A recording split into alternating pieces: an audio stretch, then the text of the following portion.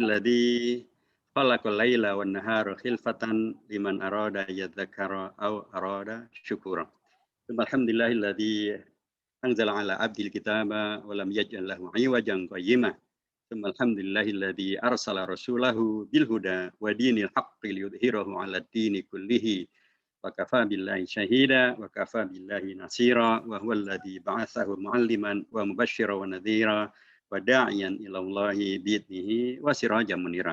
Asyhadu an la ilaha illallah wahdahu la syarika lah wa asyhadu anna sayyidana Muhammadan abduhu wa rasuluhu la nabiyya ba'dah. Amma ba'd. Hadrat al-mukarramat wal muhtaramat, para ustadzah kita, qiyadah kita, pimpinan kita di PP Wanita Islam. Bersama kita yang terhormat Ustadzah Ibu Haja Dr. Anda Marfuah Mustafa MPD dan sebagai Ketua Umum PP Wanita Islam, juga Ustadzah Ibu Haja Sri Harti Jauhari SAG MM, pimpinan daripada Majelis Pertimbangan Wanita Islam, juga Ibu Profesor Dr. Haja Alia Rosyid Baswedan MPD, pimpinan Majelis Hikmah Wanita Islam, beserta seluruh jajaran pimpinan di tingkat pusat dari Wanita Islam, dan seluruh pimpinan Ketua Umum Wanita Islam di tingkat wilayah, di tingkat daerah, dan tingkat cabang, di seluruh Indonesia yang subhanallah hadir bersama kita pada halal bihalal Zoom, jadi jamaah Zoomiyah ini, yang semuanya saya hormati. Pertama, tentu saya harus sampaikan terlebih dahulu salam dari Dr. Al-Habib Salim Segaf Al-Jufri. Beliau berbarengan dengan agenda yang lainnya yang terlanjur confirm sebelumnya, sehingga saya diamanahkan oleh beliau untuk mewakili beliau bersilaturahim dengan ustadzah sekalian, pimpinan daripada Wanita Islam. Ya sudah, tentu kami semuanya posisinya adalah sami'na wa ta'na dengan apa yang disampaikan oleh Habib kita, pimpinan kita, dan kaidahnya memang mudah-mudahan nggak ada rotan akar menjadi gitu, ustadzahnya, mudah-mudahan tetap bermanfaat. Yang kedua tentu saya rotan Pak Kiai. Insyaallah. Barakallahu fiikum Ustadzah habibakumullah. Jadi saya juga harus sampaikan tentu jazakumullah khairan kepada pimpinan Pusat Wanita Islam yang telah berkenan untuk mengundang kami bisa bersilaturahim, mudah-mudahan berlanjut menjadi bersilatul ilmi. Jadi setelah hubungan kekeluargaan kita nyambung dengan silaturahim, saya pernah sampaikan bahwa memang yang benar adalah silaturahim ya, saudara sekalian, bukan silaturahmi. Karena keduanya memang bahasa Arab tetapi maknanya berbeda. Kalau ar-rahmu itu artinya adalah al-alam mutajidu al-mar'atu indal makhad. Nyeri yang diderita oleh setiap ibu kalau ibu akan melahirkan putranya. Jadi kalau setelah silaturahmi masih ada gosip sana, gosip sini, senggol sana, senggol sini, hoax sana, hoax sini, ya mohon dimaklumi karena yang disambung adalah ar-rahmu, adalah penyakit. Jadi kalau sambung penyakit ya semakin banyak juga menyebar penyakit itu. Yang benar memang bukan silaturahmi tapi silaturahim. Ar-rahimu kata kamus bahasa Arab, al-munjid dan lain sebagainya, artinya adalah al-qarabatu, kekerabatan, persaudaraan, asal usul. Karenanya Rasulullah juga menyampaikannya, man ahabba yubsatallahu fi rizqihi wa yunsha'alahu fi atharihi falyasil rahimahu, bukan falyasil rahmahu. Rasulullah sangat detail ya. Dan karenanya beliau teladan agung kita mengajarkan silaturahim agar kekerabatan kita, persaudaraan kita, ukhuwah kita nyambung kembali. Dan dengan nyambung ini mudah-mudahan bukan hanya sekedar kekerabatan kita nyambung, tapi dari silaturahim sesuai dengan tema yang dimintakan untuk kita bahas pada kali ini, yaitu mengimplementasikan kesalehan sosial pada kehidupan sehari-hari. Jadi setelah kita nyambung silaturahim kita, kekerabatan kita, persaudaraan kita, ukhuwah kita, terus setelah itu ngapain dong? Tentu harapannya adalah silatul ilmi. Ilmu kita bertambah, wawasan kita bertambah, komitmen kita bertambah, kepedulian kita bertambah. Itulah akan menjadi landasan yang ketiga, silatul amali. Jadi ilmu kita nyambung, bertambah. Silatul amali menjadi kita bisa melanjutkan dengan bekerja sama, merealisasikan diantaranya adalah implementasi daripada kesalehan itu agar tidak menjadi sekedar kesalehan individual, tapi dengan adanya silaturahim, jadi silatul ilmi, jadi silatul amali, maka terjadilah kesalehan yang bersifat juga sosial, bukan hanya yang bersifat individual. Karena jazakumullah khairan kepada ustadzah sekalian, jazakunallah khairan ustadzah sekalian atas kesempatan bersilaturahim ini. Mudah-mudahan betul-betul Allah kabulkan menjadi silatul ilmi, kabulkan lagi menjadi silatul amali, sehingga memperluas jaringan dan spektrum daripada amal soleh kita menjadi amal sosial yang melebar kemana-mana, ya, dari antar pihak, antar organisasi, antar ormas, antar ormas dan ormas, antar ormas dan orpol, antar orpol dan orpol, ormas orpol dan semuanya. Kemudian untuk kepentingan realisasi daripada amal soleh dalam kehidupan yang sehari-hari. Jazakumullah khairan atas undangan ini, dan tentu itu semuanya adalah karunia Allah yang kita semuanya layak untuk bersyukur. Karena di tengah begitu banyak kegamangan, kekhawatiran akan COVID-19 yang masih menyebar, kemudian juga dampak-dampaknya yang terus berkelanjutan begitu ya, dan kemudian pun juga kondisi yang lainnya yang juga banyak orang yang mengkhawatirkan ya. Tapi kita oleh Allah tetap diberi karunia untuk terus-menerus mengingat karunia Allah Subhanahu wa taala, mensyukuri karunia Allah Subhanahu wa taala, supaya kehidupan kita tidak hanya kemudian COVID lagi, COVID-19 lagi, kemudian meninggal lagi, innalillahi wa inna ilaihi raji'un. Tiap hari kita akan di WA kita hampir setiap sepanjang waktu nih, innalillahi terus innalillahi lagi, ada teman lagi sakit lagi. Ya, supaya dengan silaturahim ini atmosfer kita bukan hanya innalillahi wa inna ilaihi raji'un, bukan hanya doa untuk kesembuhan saudara kita, Allahumma syafi la syifa illa syifa, dan seterusnya. Tapi spektrum kita juga adalah bersyukur pada Allah Subhanahu wa taala. Spektrum kita juga adalah bersilaturahim, menghadirkan kehidupan kita bukan hanya berisi gelap gulita malam saja, tapi juga berisi pagi dan siang yang juga cerah dan mencerahkan. Kehidupan kita bukan hanya berisi musibah, tapi juga berisi karunia Allah yang sangat banyak. Antara keduanya, antara syukur dan sabar, itulah sikap kita melanjutkan apa yang dahulu Rasulullah pernah ingatkan, betapa hebatnya orang-orang mukmin itu. Rasulullah menyampaikan, ajaban li amri al-mu'min. Orang mukmin itu hebat. Apapun kondisinya, mereka adalah orang yang hebat. Ya, kalau mereka betul-betul jadi mukmin, atau karenanya jadilah mukmin, supaya betul-betul jadi hebat.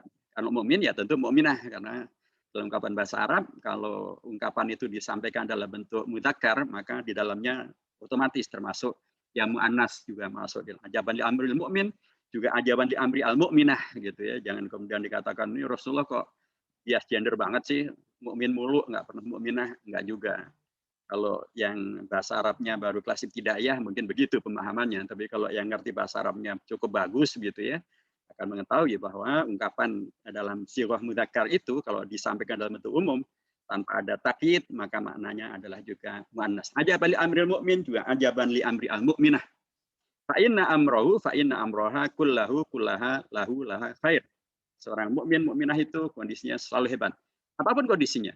Kalau ia mendapatkan sesuatu yang baik, menyenangkan, bahagiakan, maka dia bersyukur bahwa khairunlah itu baik bagi dirinya. Bisa bersilaturahim, bersyukur, bisa bersilatul ilmi, bersyukur, bisa bersilatul amali, mengimplementasikan kesalehan individual menjadi kesalehan sosial, bersyukur. Bahwa khairullah itu baik bagi dirinya. Baik bagi dirinya karena dengan cara itu membuktikan bahwa sikap hidup dia adalah sikap hidup orang yang bisa berterima kasih.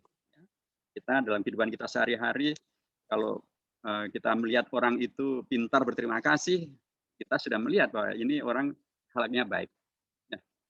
Yang akhlak baik itu tanda kebaikan. Baik bagi dirinya karena selain juga akhlak membuktikan akhlaknya yang baik, tapi juga dalam konteks Rasulullah dan konteks Al-Quran menegaskan bahwa ini akan menjadi bibit untuk agar kebaikan-kebaikan ini akan bisa berlanjut, tumbuh kembang, bahkan berlipat ganda. Seperti yang tadi telah diupayakan dengan program wakaf dan lain sebagainya itu. Tumbuh berkembang dan lipat ganda. Karena dengan syukur itu, Allah menegaskan dalam Al-Qur'annya dan kita semuanya hafal, la in syakartum la azidannakum. Kalau kita di pesantren, ungkapan ini luar biasa. Sudah mempergunakan takidat lafdiyah, pakai juga takidat ma'nawiyah, takidat lafdiyahnya pun juga mukarrarah. Nanti dalam bahasa Arab itu, dalam kajian nahwu, dalam kajian gramatika bahasa Arab, ada huruf yang menandakan tentang sesuatu itu ditegaskan, ditakkidkan. Itu diantaranya adalah lam atau kid dan nun atau kid. Dalam ayat ini bahkan dua-duanya dipakai. La in syakartum la azidannakum. La azidah itu adalah lam atau kid. nakum itu adalah nun taukid. Duanya dipakai di situ. Dan bahkan kemudian nanti disampaikan dalam ungkapan yang sebaliknya, wala in kafartum inna adzabil syadid, itu adalah ta'kid dan ma'nawiyah. Jadi luar biasa. Allah pastilah tidak sedang berwacana, Allah tidak sedang berjanji, dan janjinya kemudian dilupakan kalau sudah jadi penguasa, kan Allah penguasa sepanjang waktu dan sepanjang zaman. Allah kalau menegaskan tidak akan kemudian diabaikan, dilupakan, diingkari, pasti dilaksanakan. Dan karenanya bila syukur itu adalah melipat gandakan karunia Allah, maka yang dipentingkan kemudian bagaimana kita betul-betul bersyukur pada Allah Subhanahu wa taala. Jangan sampai seperti pernyataan daripada seorang sufi wanita yang luar biasa terkenal, Rabi'ah Al-Adawiyah. Dia menyampaikan satu ungkapan yang sangat dalam. Dia menyampaikan astagfirullahaladzim min qauli astagfirullah.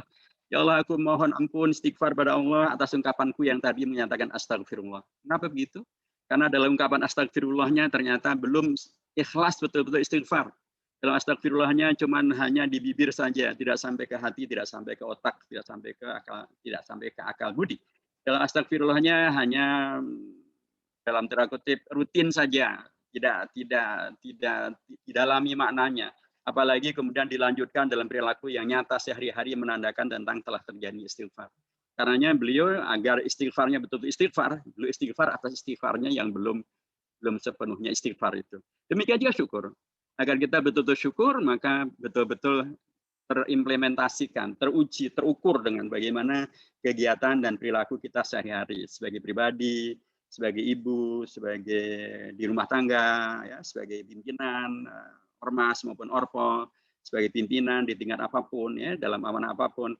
Kalau itu kemudian syukur, maka akan menghadirkan pribadi, keluarga, kepemimpinan yang nilainya adalah nilai-nilai kesyukuran. Tidak ada kekufuran di sana, atau minimal lah kekufuran, terkoreksilah kekufuran.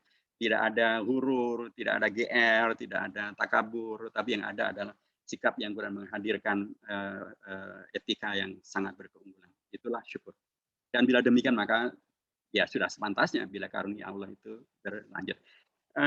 Jadi sekali lagi kita bersyukur kepada Allah karena Allah memberikan kepada kita karunia yang sangat besar sebagai keluarga besar daripada wanita Islam, dimudahkan untuk menyelenggarakan halal bihalal, menyelenggarakan program-programnya, termasuk program wakaf tadi itu, dan insya Allah juga program-program yang lain. Mudah-mudahan dengan kesyukuran maka nilai-nilai itu akan yang betul-betul bisa terlaksana dalam konteks pribadi, pimpinan, organisasi, dan kontribusi kita untuk umat, untuk bangsa, untuk negara, dan bahkan untuk kemanusiaan keseluruhannya. Saudara sekalian yang dirahmati Allah Subhanahu wa taala, tentu dalam konteks kita sebagai pimpinan ormas wanita Islam, tentulah kita semuanya sudah selesai dengan pemahaman bahwa memang Islam yang kita pahami, yang kita yakini, yang kita peluk, yang kita dakwahkan, kita perjuangkan, kita wariskan, ya, kita bela juga, memang adalah ajaran agama yang sejak dari awal memberi ruang yang begitu luar biasa, sangat terbuka, sangat luas, bahkan setara dengan kaum mukminin, mukminat dan mukminin dan mukminat diberi ruang yang setara untuk merealisasikan amal soleh, untuk mengupayakan amal soleh, bahkan untuk merealisasikan amal soleh itu dari amal soleh individual menjadi amal soleh sosial. Itu dengan mudah kita dapat dalam surah At-Taubah ayat yang ke-71 dan 72 yang saya yakin kita semuanya hafal. A'udzubillahi minasyaitonirrajim. Wal mu'minuna wal mu'minat ba'duhum awliya'u ba'd. Ya'muruna bil ma'ruf wa yanhauna 'anil munkar wa yuqimuna as-salata wa yu'tuna az-zakata wa yuti'una Allah wa rasulahu. Ulaika sayarhamahumullah innallaha azizun hakim. Wa'adallahu al-mu'minina wal mu'minat jannatin tajri min tahtihal anhar khalidina fiha wa masakin thayyibatan fi jannati adan wa ridwanin minallahi akbar. Dzalika huwal fawzul 'adzim. Allah menegaskan bahwa semua orang-orang yang mukmin dan mukminah, mereka saling aulia, saling tolong-menolong, saling dukung-mendukung, saling kuat menguatkan, saling bersahabat, saling berintegrasi, berkoordinasi untuk menghadirkan konsolidasi yang lebih kuat. Mereka ya'muruna bil ma'ruf, saling atau juga melakukan amar ma'ruf dan nahi munkar. Mereka mendirikan sholat, mereka membayarkan zakat, mereka menaati Allah dan Rasul-Nya. Mereka lah yang akan selalu dirahmati oleh Allah Subhanahu wa taala, dan Allah adalah zat yang maha bijaksana, dan zat yang maha kuasa dan berkuasa. Kemudian dalam ayat yang ke-72, Allah menjanjikan kepada mereka semuanya, bukan hanya mukminin, tapi juga mukminat, sama janjinya, yaitu bila melakukan hal-hal di atas tadi, dalam ayat yang ke-71 daripada surah At-Taubah, akan dijanjikan oleh Allah SWT untuk mendapatkan karunia yang terbesar, yaitu jannatin tajri min tahtihal anhar. Surga Allah SWT yang begitu indahnya, yang mengalir di bawahnya sungai-sungai, ya. Mereka khalidina fiha, mereka kekal di dalamnya, wa masakin thayyibah, dan mereka juga mendapatkan tempat tinggal yang sangat-sangat menyenangkan di jannati adan, di surga-surga Aden, dan mereka bahkan mendapatkan ridwanu minallahi akbar, dan bahkan karunia yang terbesar adalah ridho dari Allah Subhanahu wa taala, dan apalagi dengan ridho itu mereka mendapatkan karunia Allah berada di surga Allah Subhanahu wa taala. Dzalika huwal fawzul adzim. Itulah kemenangan yang sesungguhnya.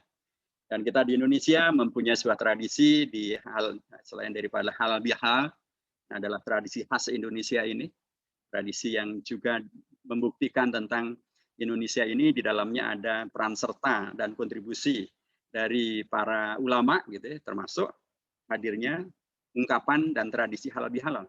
Karena kata-kata halal bihalal ini sekalipun dari bahasa Arab, tapi dalam kamus bahasa Arab nggak ada. Bahkan di Timur Tengah, di Saudi Arabia juga tidak dikenal tradisi halal bihalal. Saya alhamdulillah pernah tinggal di Madinah sekitar 13 tahun saja, kuliah dari 1 sampai S3 di sana. Sepanjang waktu itu saya nggak pernah dengar orang Saudi, orang Madinah, orang Mekah bilang, yuk kita halal bihalal, atau ad'ukum ilal halal bihalal, nggak pernah ada. Itu memang khas Indonesia. Khas Indonesia yang merupakan kontribusi daripada tokoh umat Islam, kiai kita, pimpinan ormas kita, pimpinan daripada NU, Nahdlatul Ulama, Kiai Haji Wahab Hasbullah yang mengusulkan pada Insinyur Soekarno, Presiden RI tahun 1948, dan sejak itulah kemudian diselenggarakan halal bihalal di Istana Negara, dan kemudian halal bihalal di seluruh tempat, termasuk siang hari ini bersama dengan pimpinan Pusat Wanita Islam. Jadi halal bihalal ini juga menegaskan bahwa Indonesia menerima peran serta daripada umat Islam. Indonesia menerima dan menghormati kontribusi daripada umat Islam, ya, para kiainya, para ulamanya, pimpinan-pimpinannya, dan itu berlaku sampai sekarang dan selanjutnya. Nah, karenanya dalam konteks inilah kalau dari sisi Al-Quran dan Al-Hadis sudah selesai, ya, karena dalam konteks hadis kita akan lihat bagaimana Rasulullah mendapatkan peran serta yang luar biasa dari seorang Khadijah radhiyallahu anha dalam awal beliau menerima al-Islam, dalam awal beliau menerima wahyu, bagaimana kemudian dukungan dari Khadijah luar biasa, dan kemudian amal kesalehan yang kemudian tadinya adalah wahyu kepada Nabi Muhammad SAW itu menjadi kesalehan yang bersifat sosial dan bahkan global, karena kemudian menjadi dakwah para ma'ruf nahi munkar yang dikembangkan oleh Rasulullah SAW. Kita juga lihat bagaimana peran Aisyah radhiyallahu anha ketika beliau adalah satu daripada beberapa banyak sahabat yang banyak meriwayatkan hadis, banyak mengamalkan hadis, banyak mengajarkan hadis, dan karenanya banyak mewariskan nilai-nilai kehidupannya Rasulullah, nilai-nilai ajarannya Rasulullah, hadis-hadis Rasulullah, agar kemudian menjadi nilai yang diwariskan, disebarluaskan, menjadi nilai-nilai keislaman yang merupakan perincian dan atau penginjauan tahan daripada ajaran ajaran Al-Quran, sehingga kemudian jadilah Al-Quran itu menjadi Al-Quran berjalan melalui hadisnya Rasulullah. Aisyah ada radhiyallahu anha, istri Rasulullah, itu mempunyai peran yang sangat luar biasa dalam bidang ini. Jadi dari segi hadis dan Al-Quran tentang terlibatan dari para mukminah bersama dengan para mukminin adalah sudah selesai. Sehingga selayaknya bila kemudian kita tidak lagi mempunyai semacam barrier psikologis, ada semacam aik nafsi, ada semacam hambatan psikologis untuk betul-betul ya merealisasikan nilai-nilai ya, kesalahan itu bukan hanya untuk individu, tapi juga untuk sosial, bahkan untuk negara. Tadi saya sampaikan tentang bagaimana peran daripada Kiai Haji Wahab Hasbullah menghadirkan tradisi yang halal bihalal yang kita lakukan sekarang ini. Seorang kiai, pendiri NU, bersama dengan Kiai Haji Hasyim Asy'ari, dia menghadirkan terminologi yang tetap terpakai sampai sekarang dan seterusnya. Dan dalam konteks keperempuanan juga demikian, saudara sekalian. Kita akan tahu bahwa Indonesia Merdeka ini atau Indonesia Hadir ini juga di sana ada peran daripada, kalau rujukannya adalah kepada anggota Badan Penyelidik Usaha Persiapan Kemerdekaan Indonesia, maka di sana ada 2 perempuan yang terlibat aktif, dan dua-duanya juga sekaligus aktivis organisasi massa perempuan Islam, organisasi massa Islam, dan perempuan Islam. Yang pertama adalah Mr. Maria Ulfa Subandrio. Mr. ini bukan karena beliau laki-laki, maaf, bukan karena beliau laki-laki, tapi Mr. ini adalah singkatan dari Master in the Rechten, MR ya, Master in the Rechten. Beliau adalah sarjana hukum. Sarjana hukum perempuan pertama di Indonesia adalah beliau, Master in the Rechten Maria Ulfa Subandrio. Beliau adalah seorang wanita, seorang perempuan yang terlibat aktif di dalam mempersiapkan Indonesia Merdeka, membahas Undang-Undang Dasar, dan beliau aktivis daripada Ormas Islam Nahdlatul Anwar. Ada satu lagi perempuan yang juga aktif di organisasi perempuan Islam. Dalam hal ini adalah Aisyah. Beliau adalah Roro Sukaptinah dari Yogyakarta. Waktu itu wanita Islam belum lahir ya. Terus ada wanita Islam, saya yakin juga banyak wanita Islam yang terlibat di dalam mempersiapkan Indonesia Merdeka. Tapi karena waktu itu belum lahir ya, yang dulu lah, yang sudah ada lah yang berperan pada waktu itu. Ada Roro Sukaptinah dari Aisyah, dan ada Mr. Maria Ulfa Subandrio dari Nahdlatul Anwar.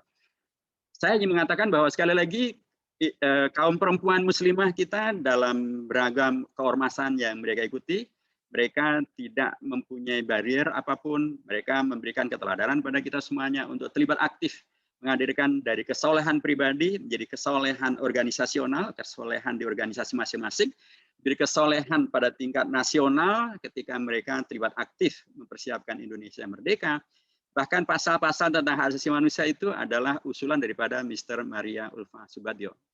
Dan hadirlah dalam Undang-Undang Dasar ada pasal tentang hak asasi manusia yang sangat banyak gitu. Jadi sekali lagi dengan pendekatan ini maka saya berharap bahwa peran daripada wanita Islam ya kemudian bisa menguatkan dan membersamai peran daripada seluruh komponen bangsa ya, baik yang ada di dalam ormas-ormas Islam, baik ormas Islam khusus perempuan maupun ormas Islam yang umum ya yang ada perempuan dan laki-lakinya, maupun bahkan ormas bahkan menyertai kegiatan sosial yang lain pada tingkat nasional seperti kegiatan yang dilakukan oleh dua tokoh kita tadi terlibat dalam kehidupan bernegara melalui organisasi masanya maupun juga melalui organisasi partai politiknya. Peserta sekalian, ini saya sampaikan sekali lagi karena Indonesia kita yang sekarang ini kita sedang berada di dalamnya, sesungguhnya dalam dirinya, sebagaimana tadi sejarahnya membuka peran bagi seluruhnya, para kiai diberi peran, para perempuannya, aktivis perempuannya diberi peran, tapi juga dalam waktu bersamaan kita melihat betapa kemudian banyak upaya untuk kemudian menghadirkan peran-peran yang dalam tanda kutip dinilai sebagai ya dikhawatirkan bila ini dibiarkan maka akan terjadi eliminasi dan atau peminggiran peran daripada tokoh-tokoh umat Islam, bahkan peran daripada agama itu sendiri.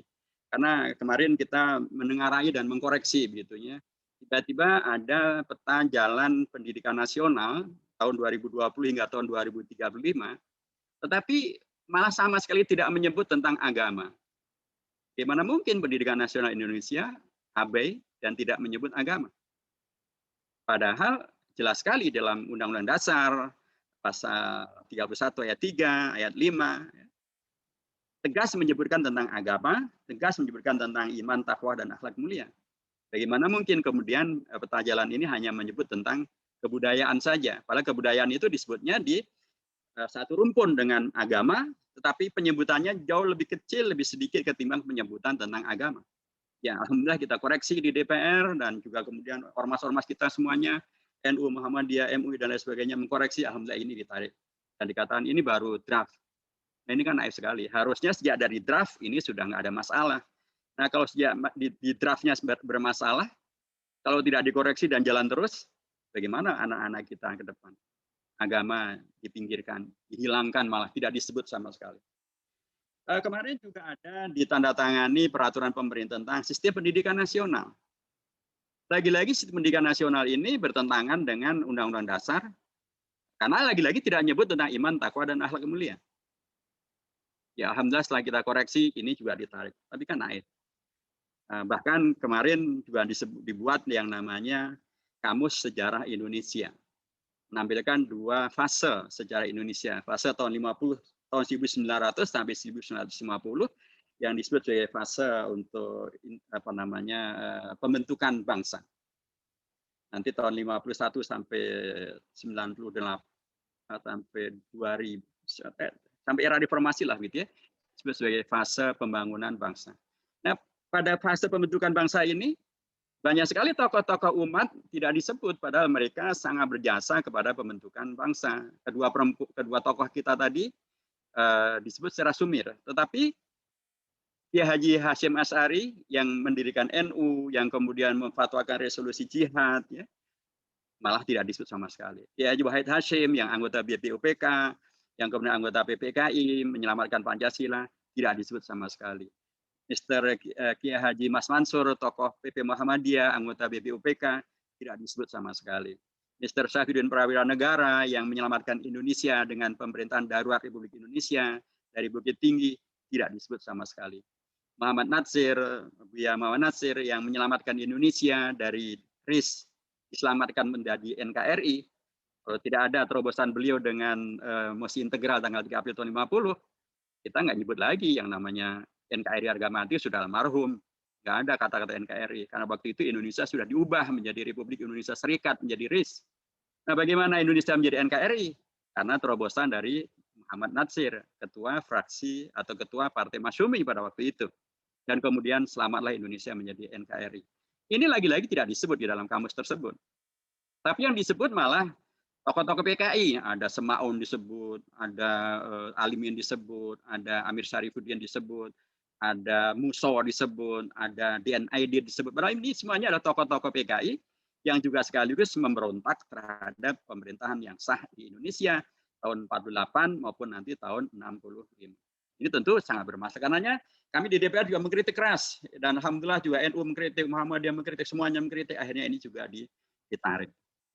Apa yang saya katakan sekalian, kesalehan sosial itu hendaknya juga difahami terkait dengan selain yang tadi sudah diprogramkan, mungkin ada wakaf, mungkin ada program membuat sekolah, mungkin program membantu fuqara dan masakin, anak yatim, membuat pesantren, wakaf masjid atau Al-Quran, itu semuanya bagian daripada kesalehan sosial. Kesalehan sosial mungkin juga adalah bentuknya ada ceramah, ada amar ma'ruf, ada nahi munkar, itu semuanya juga adalah kesalehan sosial. Tetapi kita tidak boleh abai terhadap fakta yang lain. Kesalehan sosial itu juga terkait dengan masalah bagaimana kehidupan sosial kita dalam konteks negara. Pasti kemudian memang terkait dengan masalah politik, sosial, terkait dengan masalah politik. Tapi bahasanya adalah kesalehan, kepedulian kita. Kalau kita tidak mempunyai kepedulian, akan kita biarkan tadi, biar saja peta jalan Indonesia, pendidikannya nggak pakai agama, biar saja. Biar saja sistem pendidikan nasional nggak lagi ingat iman, takwa, dan hak mulia, biar saja. Biar saja sejarah Indonesia dimanipulasi dengan kemudian justru menampilkan tokoh-tokoh PKI dan tokoh-tokoh umat banyak yang tidak disebut, biar saja. Nah, kalau kita biarkan ini semuanya, kondisi ini kita biarkan, jangan kaget kalau tiba-tiba dalam satu dekade yang akan datang, semuanya sudah berubah. Anak-anak kita tidak lagi mengenal tentang Kiai Haji Hasyim Asy'ari, Kiai Haji Wahid Hasyim, tidak lagi mengenal tentang Muhammad Natsir dan usahanya untuk menyelamatkan NKRI. Seolah-olah umat Islam tidak punya peran. Dan bila itu terjadi, akan terjadilah musibah yang sangat besar, musibah berbangsa, musibah bernegara. Keadilan sosial karenanya, kesalahan sosial karenanya menurut saya juga bagian dari apa yang Rasulullah pernah sampaikan, malam yahtam bi amril mu'minina falaysa minhum. Maka al-ihtimam bi amril mu'minin termasuk juga ihtimam terkait dengan kondisi sosialnya, kondisi politiknya, penyimpangan yang dikoreksi, amar ma'ruf nahi mungkarnya harus juga sampai pada tingkat yang demikian itu. Nah, ruang-ruang untuk itu, saudara sekalian, terbuka. Alhamdulillah, kita ada DPRD, kita ada DPR, kita ada. Tapi memang banyak hal yang perlu kerjasama yang lebih kokoh dan kuat lagi, supaya dengan cara itu maka tadi yang saya sampaikan di depan, silaturahim ini menjadi silatul ilmi, menjadi silatul amali, sehingga kondisi-kondisi di mana kemudian banyak yang dikhawatirkan dalam umat bisa terkoreksi ketika banyak kepedulian yang bisa kita wujudkan. Seperti juga hari-hari ini, saudara sekalian, kita juga diharu-birukan gitu ya dengan kemarin adanya keputusan untuk tidak melakukan pemberangkatan haji. Ya, memang sekarang pemerintah Saudi sudah mengumumkan untuk haji tahun 2021 hanya akan diberikan dan diberlakukan bagi jemaah haji dari dalam negeri Saudi Arabia. Sekalipun jumlahnya memang menjadi lebih banyak daripada tahun sebelumnya. Tahun yang lalu hanya 10.000, tahun ini 60.000. Nah, kondisi ini terjadi karena seperti yang kita baca dalam media-media dan pernyataan langsung dari pihak Saudi, karena masalah COVID-19 yang masih menyebar di mana-mana dan bahkan varian-varian barunya terus bermunculan, sementara menjaga keamanan dan keselamatan jamaah adalah satu hal yang harus dipastikan. Nah, tentu saja waktu itu saya mengkritisi dan menyampaikan agar sebelum pemerintah Saudi mengumumkan kemarin tanggal 12 Juni, mestinya pemerintah Indonesia memaksimalkan usahanya. Tanggal 3 Juni dulu diumumkan, mestinya sejak saat itu ada upaya maksimal untuk kemudian mendapatkan kuota bagi jemaah haji Indonesia. Karena kalau masalahnya adalah vaksin, Indonesia sudah menggunakan Sinovac yang diakui oleh WHO. Kalau masalahnya adalah kesiapan mengikuti aturan, Indonesia insya Allah sangat siap, karena jemaah haji Indonesia dikenal yang paling taat dengan aturan-aturan. Sebabnya adalah bagaimana mengkomunikasikan. Karena Saudi sampai tanggal 3 Juni ketika Indonesia menyatakan pembatalannya itu, Saudi belum mengumumkan apapun terkait dengan yang boleh, yang tidak boleh, membatalkan atau tidak membatalkan. Intinya adalah Saudi masih menyatakan bahwa akan memperbolehkan, tetapi bagaimana bentuknya masih belum diputuskan. Sehingga waktu itu saya usulkan agar memaksimalkan kesempatan yang ada, memaksimalkan momentum yang ada untuk bisa memberangkatkan jemaah haji, sekalipun dalam bilangan yang tidak banyak, sekalipun tentu harus memenuhi protokol kesehatan. Ya. Nah, kemarin Saudi sudah mengumumkan. Nah, kalau sudah diumumkan oleh Saudi Arabia, ya tentu sudah selesai. Sudah selesai, sehingga kemudian yang sangat dipentingkan adalah bagaimana persiapan yang akan datang. Tapi yang dipentingkan sekarang juga adalah bagaimana dengan jemaah haji yang tidak jadi berangkat, ya, bagaimana agar mereka tetap mendapatkan hak mereka untuk tidak dicabut hak mereka, tapi juga agar kita juga memberikan alternatif kegiatan-kegiatan atau beramal soleh yang tetap bisa dilakukan, ya, sekalipun ya tentu haji adalah rukun Islam yang tertinggi nilainya. Tapi bukan berarti kemudian kalau kita tidak berangkat haji, kemudian kita tidak bisa melakukan ibadah-ibadah yang mempunyai nilai yang luhur. Sangat banyak yang bisa kita lakukan, ya, apakah dengan namanya dakwah, mengajar, infak, ya, bahkan membantu tetangga-tetangga yang kesulitan ekonomi akibat COVID-19, itu juga mempunyai nilai-nilai pahala yang sangat tinggi. Tentu saja kalau haji wajib, ya tidak bisa diganti dengan yang lain, tetapi kalau haji yang sunnah bisa diingatkan untuk kemudian bisa melakukan banyak kegiatan-kegiatan yang sangat diperlukan oleh bangsa, oleh umat ketika mereka sekarang terkena dampak COVID-19. Tetangga kita banyak sekali yang terdampak COVID-19. Maka sangat baik bila saudara-saudara kita, para jamaah haji yang tidak berangkat pada tahun ini, agar kemudian pun juga bisa diarahkan, bisa diajarkan untuk tetap bisa melanjutkan amal soleh, tetap bisa melanjutkan ibadah dengan cara-cara yang berkualitas, dengan untuk bisa meraih nilai pahala yang tertinggi di luar daripada haji itu sendiri. Nah, tentu saja bagi pemerintah juga penting untuk kita ingatkan agar mereka yang sudah mempunyai hak untuk berangkat agar tidak dihapus haknya, agar tahun depan mereka mempunyai hak yang diprioritaskan untuk bisa berangkat, begitu, ya. Tetapi untuk tahun ini, kalau memang Saudi memberlakukan kuota seperti tahun yang lalu kan Saudi memberlakukan dari 10.000 jamaah itu, sepertiganya dari Saudi, 2/3-nya dari non-Saudi ekspatriat yang ada di Saudi Arabia. Nah, kalau dengan pola itu, maka dari 60.000 sepertiganya untuk Saudi, berarti 20.000, 2/3-nya 40.000 dari non-Saudi. Nah, itu saya berharap pihak KBRI kita maupun KJRI kita maupun juga konjen atas haji dan umroh di Jeddah agar bisa mengkoordinasikan dan memperjuangkan agar mukimin Indonesia yang ada di Saudi Arabia bisa mendapatkan kuota terbanyak, gitu, ya, karena orang Indonesia di Saudi jumlahnya juga cukup banyak, apakah mereka para pekerja, mereka para diplomat, mereka para pelajar, jumlah mereka cukup banyak, sehingga kalau misalnya mereka bisa mendapatkan kuota sampai 10.000 misalnya, itu berarti sekitar 25% dari kuota untuk ekspatriat yang ada di Saudi Arabia. Maka kalau itu 10.000 berarti mendekati target yang pernah dibahas dari DPR antara Komisi 8 dengan pemerintah, yaitu untuk bisa memberangkatkan pada persentase 5%. 5% dari kuota jemaah haji Indonesia yang 210.000 berarti sekitar sekitar 20.000. Jadi kalau bisa mendapatkan, 5% ya berarti 20.000. Berarti 10.000. Jadi kalau bisa mendapatkan kuota 10.000, berarti sesungguhnya jemaah haji Indonesia tetap bisa memberangkatkan kuotanya yang 5% itu. Dan kita berharap jemaah haji Indonesia yang berasal dari dalam negeri Saudi, kalaupun nanti mereka mendapatkan izin untuk haji, dan memberikan doa yang setulus dan seikhlasnya, sehingga kemudian bisa menyelamatkan Indonesia dan umat Islam sedunia dari COVID-19, supaya COVID-19 segera sirna. Supaya dengan cara itu maka kita bisa, doa itu sendiri adalah bentuk daripada kesalahan sosial. Doa untuk kemudian keselamatan umat, keselamatan bangsa, keselamatan negara, itu juga bentuk daripada kesalahan sosial. Doa yang tidak individualistik, hanya untuk dirinya sendiri, hanya untuk kesehatan dirinya, hanya untuk masa depan dirinya, melebar hanya untuk keluarganya, ya itu tentu boleh saja. Tapi agar kemudian pahalanya lebih banyak lagi, hanya doa itu pun juga selain untuk diri sendiri, untuk keluarga, tapi juga doa untuk umat, doa untuk bangsa, doa untuk organisasi, doa untuk umat manusia, agar semuanya sehat, selamat, termasuk diselamatkan dari COVID-19 dan agar COVID-19 segera lewat.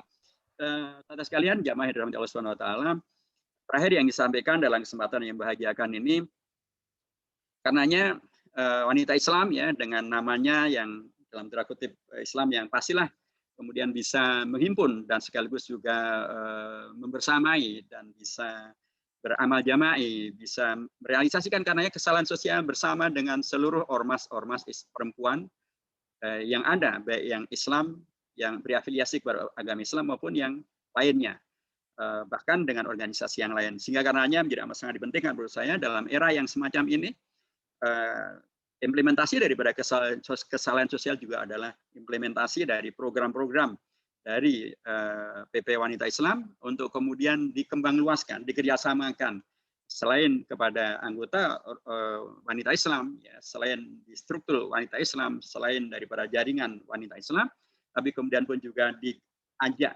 ditumbuh kembangkan, dikembang luaskan, ya, mengajak dan atau membersamai ormas-ormas Islam yang lainnya, apakah itu Muslimat NU, apakah itu Aisyah, apakah itu Persaudaraan Muslimah, dan organisasi perempuan yang lainnya.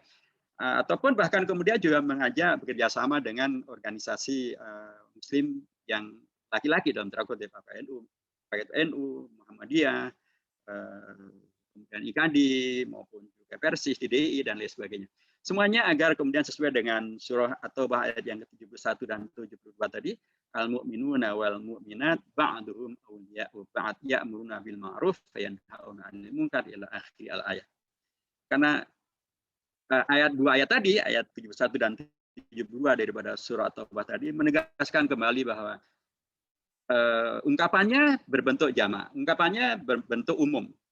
Dan ungkapannya karenanya sekaligus menyebut mukminun dan mukminat, sehingga dengan demikian maka potensi untuk kemudian bisa mengembangkan kesalahan sosial oleh wanita Islam gitu amat sangat secara ideologis karena sangat terbuka, secara histori Indonesia juga sangat terbuka. Keinginannya pun amat sangat siap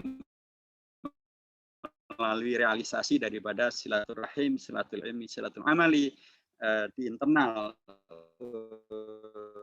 organisasi bersama dengan organisasi perempuan Islam lainnya maupun bahkan organisasi Islam yang memberikan lanjut sumbang kepada bangsa dan negara sebagaimana telah dilakukan oleh Kiai Wahab Basmullah dengan halal bihalalnya maupun juga Mr. Maria Ulfa Subadjo dan Roro Sukaptinah dengan Indonesia Merdekanya. Semuanya terpulang dan pastilah karunia Allah yang sangat luar biasa ini tidak boleh kita mubadirkan, karena yang mubadir dan pemubadir itu adalah saudaranya setan. Wala tubadir tabdira innal mubadirin kanu ikhwana syayatin. Kita tidak boleh memubadirkan karena justru kesempatan yang sangat terbuka dan landasan ideologis yang sangat jelas ini hendaknya bisa kita maksimalkan untuk berfastabiqul khairat wa bidzalika falyatanafasul mutanafisun, agar kemudian generasi milenial, generasi Z yang kemudian akan melanjutkan kehidupan kita semuanya, melanjutkan kehidupan keumatan, dakwah, keorganisasian Islam maupun juga kegiatan berpolitik, kegiatan bernegara, agar mereka sejak dari awal mendapatkan keteladanan, mendapatkan bukti bahwa amal sosial itu, kesalahan sosial itu bisa dilakukan, bukan hanya dalam Al-Quran, bukan hanya dalam Al-Hadis, bukan hanya dalam sejarah, tapi selalu bisa dilakukan bahkan melalui organisasi-organisasi, termasuk organisasi perempuan wanita Islam dan lain sebagainya. Saya kira demikian saudara sekalian, barakallahu fikum, dan saya pun juga turut menyampaikan selamat Idul Fitr, taqabbalallahu minna wa minkum minal aidin wal faizin. Wassalamualaikum warahmatullahi wabarakatuh. Waalaikumsalam warahmatullahi wabarakatuh. Alhamdulillah, luar biasa sekali. Terima kasih kepada yang terhormat Bapak Dr. Haji Muhammad Hidayat Nur Wahid, LCMA, atas penyampaiannya, tausiahnya. Semoga apapun yang sudah kita dapatkan tadi, pencerahan-pencerahan, bermanfaat untuk kita semua dan bisa menjadi pengingat supaya kita tidak abai terhadap situasi dan kondisi baik itu saat ini maupun untuk yang akan datang. Menjadi satu catatan sejarah bahwa dari sejak awal peran dari para pendahulu kita, para pahlawan kita yang umumnya dari tokoh-tokoh Muslim itu ternyata tidak diragukan lagi. Dan tugas kita untuk mengawal jangan sampai anak-anak kita lost generation, tidak kenal dengan akar sejarahnya itu sendiri.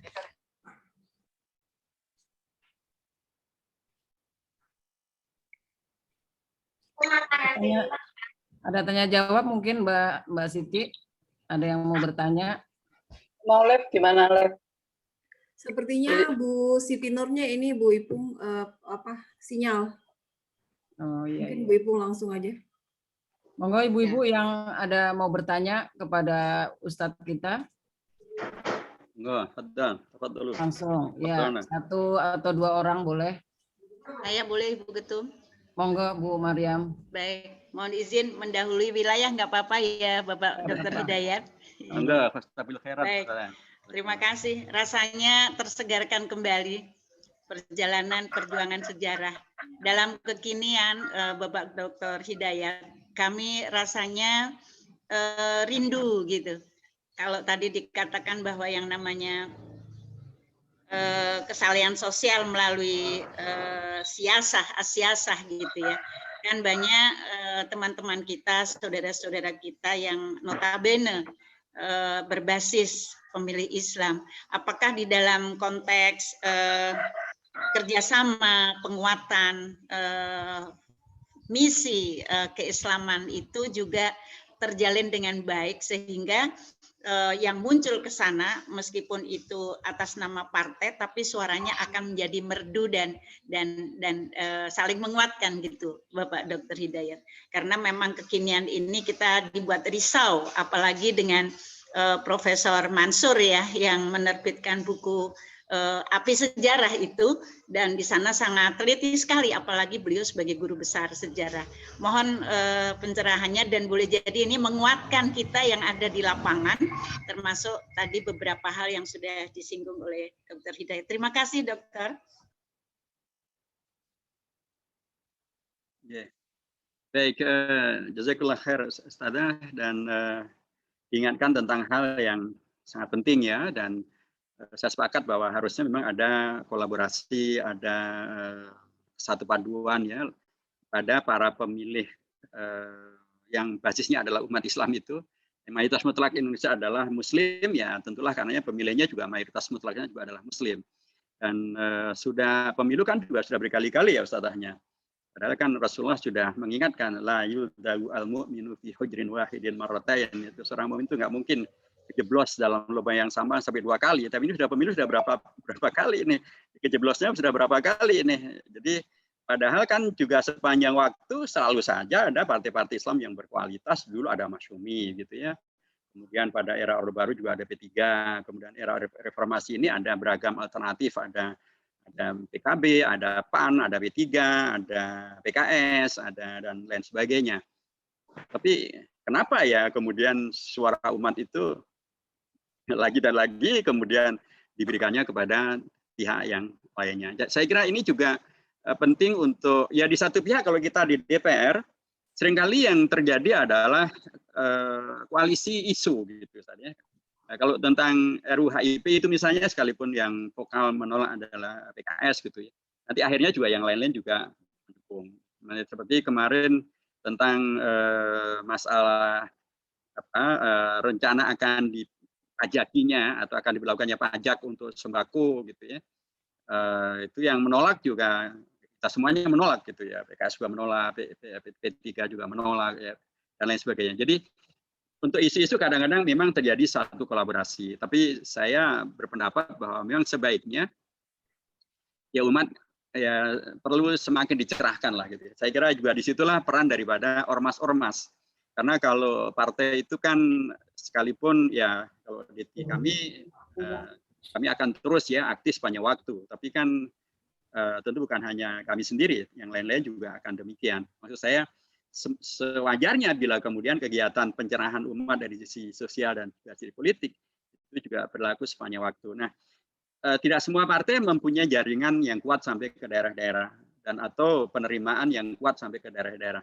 Ormas-ormas mempunyai peran yang lebih kokoh dan kuat dalam hal komunikasi langsung dengan rakyat sepanjang waktu, karena memang begitulah jati diri daripada ormas-ormas Islam kita, ya NU, ya Muhammadiyah, dan lain sebagainya. Mereka bakal lebih tua daripada Republik Indonesia. Nah, tentu saja kalau kemudian peran itu terus-menerus bisa dilakukan sampai pada tingkat penyadaran terkait dengan masalah peran sosial dan bahkan peran politik, ya kita berharap dari waktu ke waktu selalu akan terjadi perbaikan-perbaikan, islah-islah, sehingga dengan demikian maka beragam hal yang mengkhawatirkan, beragam hal yang tidak sesuai dengan Pancasila, tidak sesuai Undang-Undang Dasar, tidak sesuai dengan fakta sejarah, seperti yang tadi sebagiannya telah saya sebutkan kasusnya, kasus Kamus Sejarah Indonesia, kasus peta jalan pendidikan Indonesia, kasus sistem pendidikan nasional, agar yang semacam itu ya tidak terulang lagi. Karena sekali lagi ya siapa yang jadi presiden memang akan menentukan kemudian kebijakan-kebijakan berikutnya. Nah, presiden itu kan pada akhirnya juga dipilih oleh rakyat. Nah, rakyat itu mayoritas mutlaknya ya beragama Islam, dan sebagian besar mereka pasti juga bersinggungan dengan ormas-ormas Islam. Inilah saya berharap bahwa apa yang terjadi sekarang bisa menjadi ibrah, menjadi pembelajaran yang kokoh dan kuat, supaya ke depan kita bisa terus-menerus melakukan islah, supaya dengan pemahaman akan amal soleh melalui kesalahan sosial, melalui jalur politik maupun yang lainnya, itu akan sosial termasuk melalui jalur dakwah, melalui jalur pendidikan, melalui jalur politik, bisa terintegrasi, termasuk juga melalui jalur ekonomi bisa terintegrasi, sehingga kemudian kita bisa menghadirkan Indonesia yang lebih baik melalui kesadaran umat yang lebih baik, dan kami di DPR selalu siap untuk bekerjasama dengan komponen umat manapun juga. Saya kira demikian. Jazakallah khair. Alhamdulillah, syukron. Masih ada yang respon? Ya. Izin bertanya, Ibu. Sebutkan nama, dari mana? Saya kah? Bu Prantasi dari Jawa Timur. Monggo Jawa Timur, nanti di belakang Aceh ya. Silakan. Assalamualaikum warahmatullahi wabarakatuh. Saya Ibu Prantasi, ini baru di SK-kan jadi pengurus Jawa Timur untuk bidang ekonomi, Pak Hidayat Nur.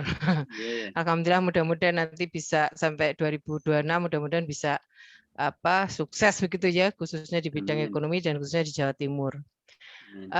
Pak Hid, ini saya terus terang itu kalau untuk yang memang tadi disampaikan Pak Hidayatullah, saya merasa banget bahwa non sewu nggih, jadi PKI itu kok ya masuk nyusup gitu ya.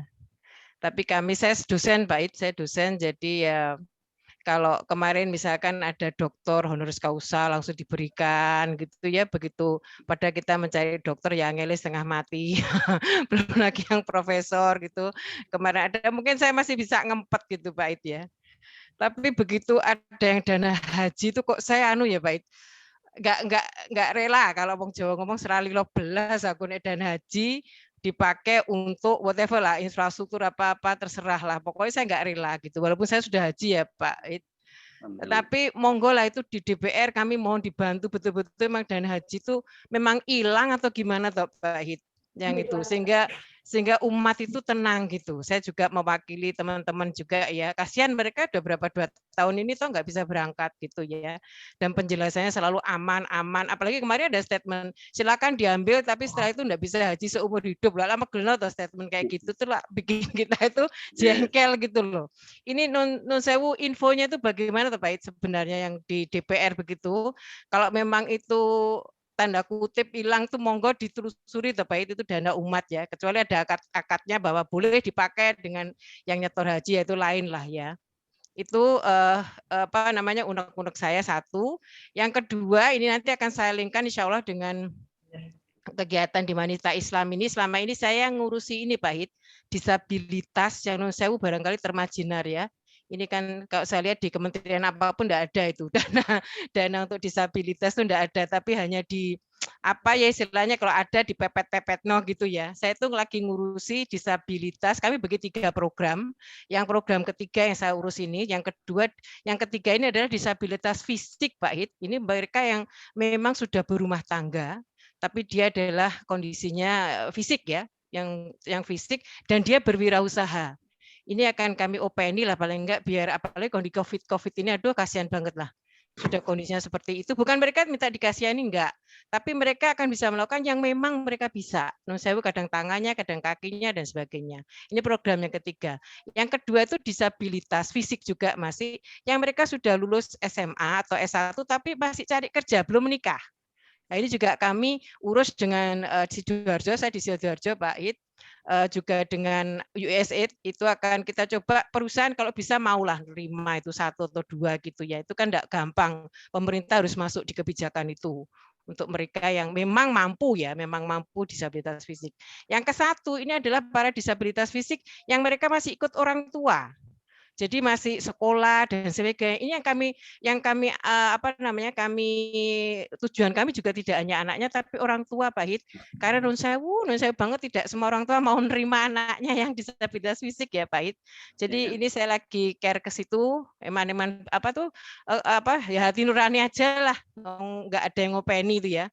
Dan kementerian yang ngurus itu juga enggak ada, kalau toh ada dana itu hanya di ya nun sewu tanda kutip tuh di sisi-sisikan gitu aja.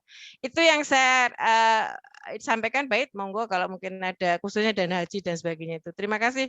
Assalamualaikum warahmatullahi wabarakatuh. Assalamualaikum warahmatullahi wabarakatuh. Saya jawab dulu atau langsung dengan yang Aceh, Ustaz? Satu lagi. Langsung Aceh mungkin ya. Ada yang sama mungkin. Oh. Assalamualaikum warahmatullahi wabarakatuh. Assalamualaikum. Saya Adi Warni Husin dari Aceh. Ustaz, saya sangat khawatir mendengar penjelasan Ustaz pada hari ini. Mungkin kekhawatiran ini bukan hanya saya, tapi banyak di antara kita. Begitu sudahkah situasi dan kondisi negara kita hari ini? Saya ingin angkat 4 hal, Pak. Singkat saja, yang pertama, situasi ini sudah cukup membahana di Nusantara yang harus menjadi perhatian dan renungan kita semua. Tapi masih banyak grup organisasi. Ketika kita bicara hal-hal seperti ini, mereka menolak. Itu bukan urusan kita. Kita hanya mengurus organisasi saja. Ini banyak organisasi yang seperti ini di daerah-daerah kami. Sangat menyedihkan. Padahal organisasi ibu-ibu kita bicara dari hati ke hati. Banyak grup WA yang menolak hal-hal yang berbau politik sedikit saja. Kita tinggal masalah ini, mereka tidak mau dikeluarkan begitu. Yang kedua, Pak, mungkin walaupun itu hanya sekedar dilakukan di lapangan, ecek-ecek itu, kita melihat sangat miris anak-anak kita tidak mengenal agamanya dengan baik. Dia lebih mengenal YouTuber gitu sekarang. Lebih mengenal Atta Halilintar, yang bule, yang kawin dengan siapa namanya itu, orang NTB itu. Lebih dia kenal itu dibandingkan dengan rukun Islam, rukun iman, dan sebagainya. Inilah kesalahan kita semua. Yang ketiga, kita melihat persepsi pengambil kebijakan yang sangat yang sangat tidak concern terhadap agama, ini sangat miris. Dan ini membuat kami kehilangan rasa cinta, kehilangan kehilangan rasa memiliki dan ingin luar biasa lah Pak. Pokoknya hilang semua rasa untuk orang-orang yang telah kita percayakan selama ini. Ternyata mereka tidak bisa berbuat apa-apa ketika sudah berada. Walaupun kami masih yakin dan percaya, masih banyak orang-orang yang seperti Ustadz dan lain-lain yang bisa bersuara seperti hari ini. Yang terakhir Pak, masalah haji. Kami Aceh Pak, punya wakaf yang cukup besar di Arab Saudi. Memungkinkankah kalau kami meminta jatah haji furadah? Kalau Ustadz bisa membantu, Pak Ustadz Hidayat Nur Wahid bisa membantu Aceh, sangat alhamdulillahirabbil alamin. Mudah-mudahan ada jawaban yang memuaskan. Terima kasih. Assalamualaikum warahmatullahi wabarakatuh. Waalaikumsalam warahmatullahi wabarakatuh. Baik, saya jawab ya Ustaz ya. Jazakumullah khair untuk dari Jawa Timur dan satu dari Aceh ya. Masyaallah, pertanyaan dan sebenarnya bukan pertanyaan, ini adalah materi-materi baru yang ya jadi kepedulian dan keprihatinan kita semuanya. Saya coba untuk menjawabnya. Pertama tentang dana haji, sama dengan Ibu, saya juga menjadi bagian daripada yang meminta agar pihak BPKH itu berani untuk kemudian secara terbuka diaudit gitu ya oleh BPK, agar kemudian beragam hal yang menjadi syubhat, menjadi sakwasangka, bisa menjadi fitnah, salah paham itu bisa langsung terkoreksi. Kalau memang betul-betul ada, ya akan terbukti ada di situ. Toh BPKH sejak kelahirannya tahun 2017, tahun 2018, 2019 sudah langsung mendapatkan penilaian tertinggi dari BPK, yaitu wajar tanpa pengecualian. Demikian juga tahun 2020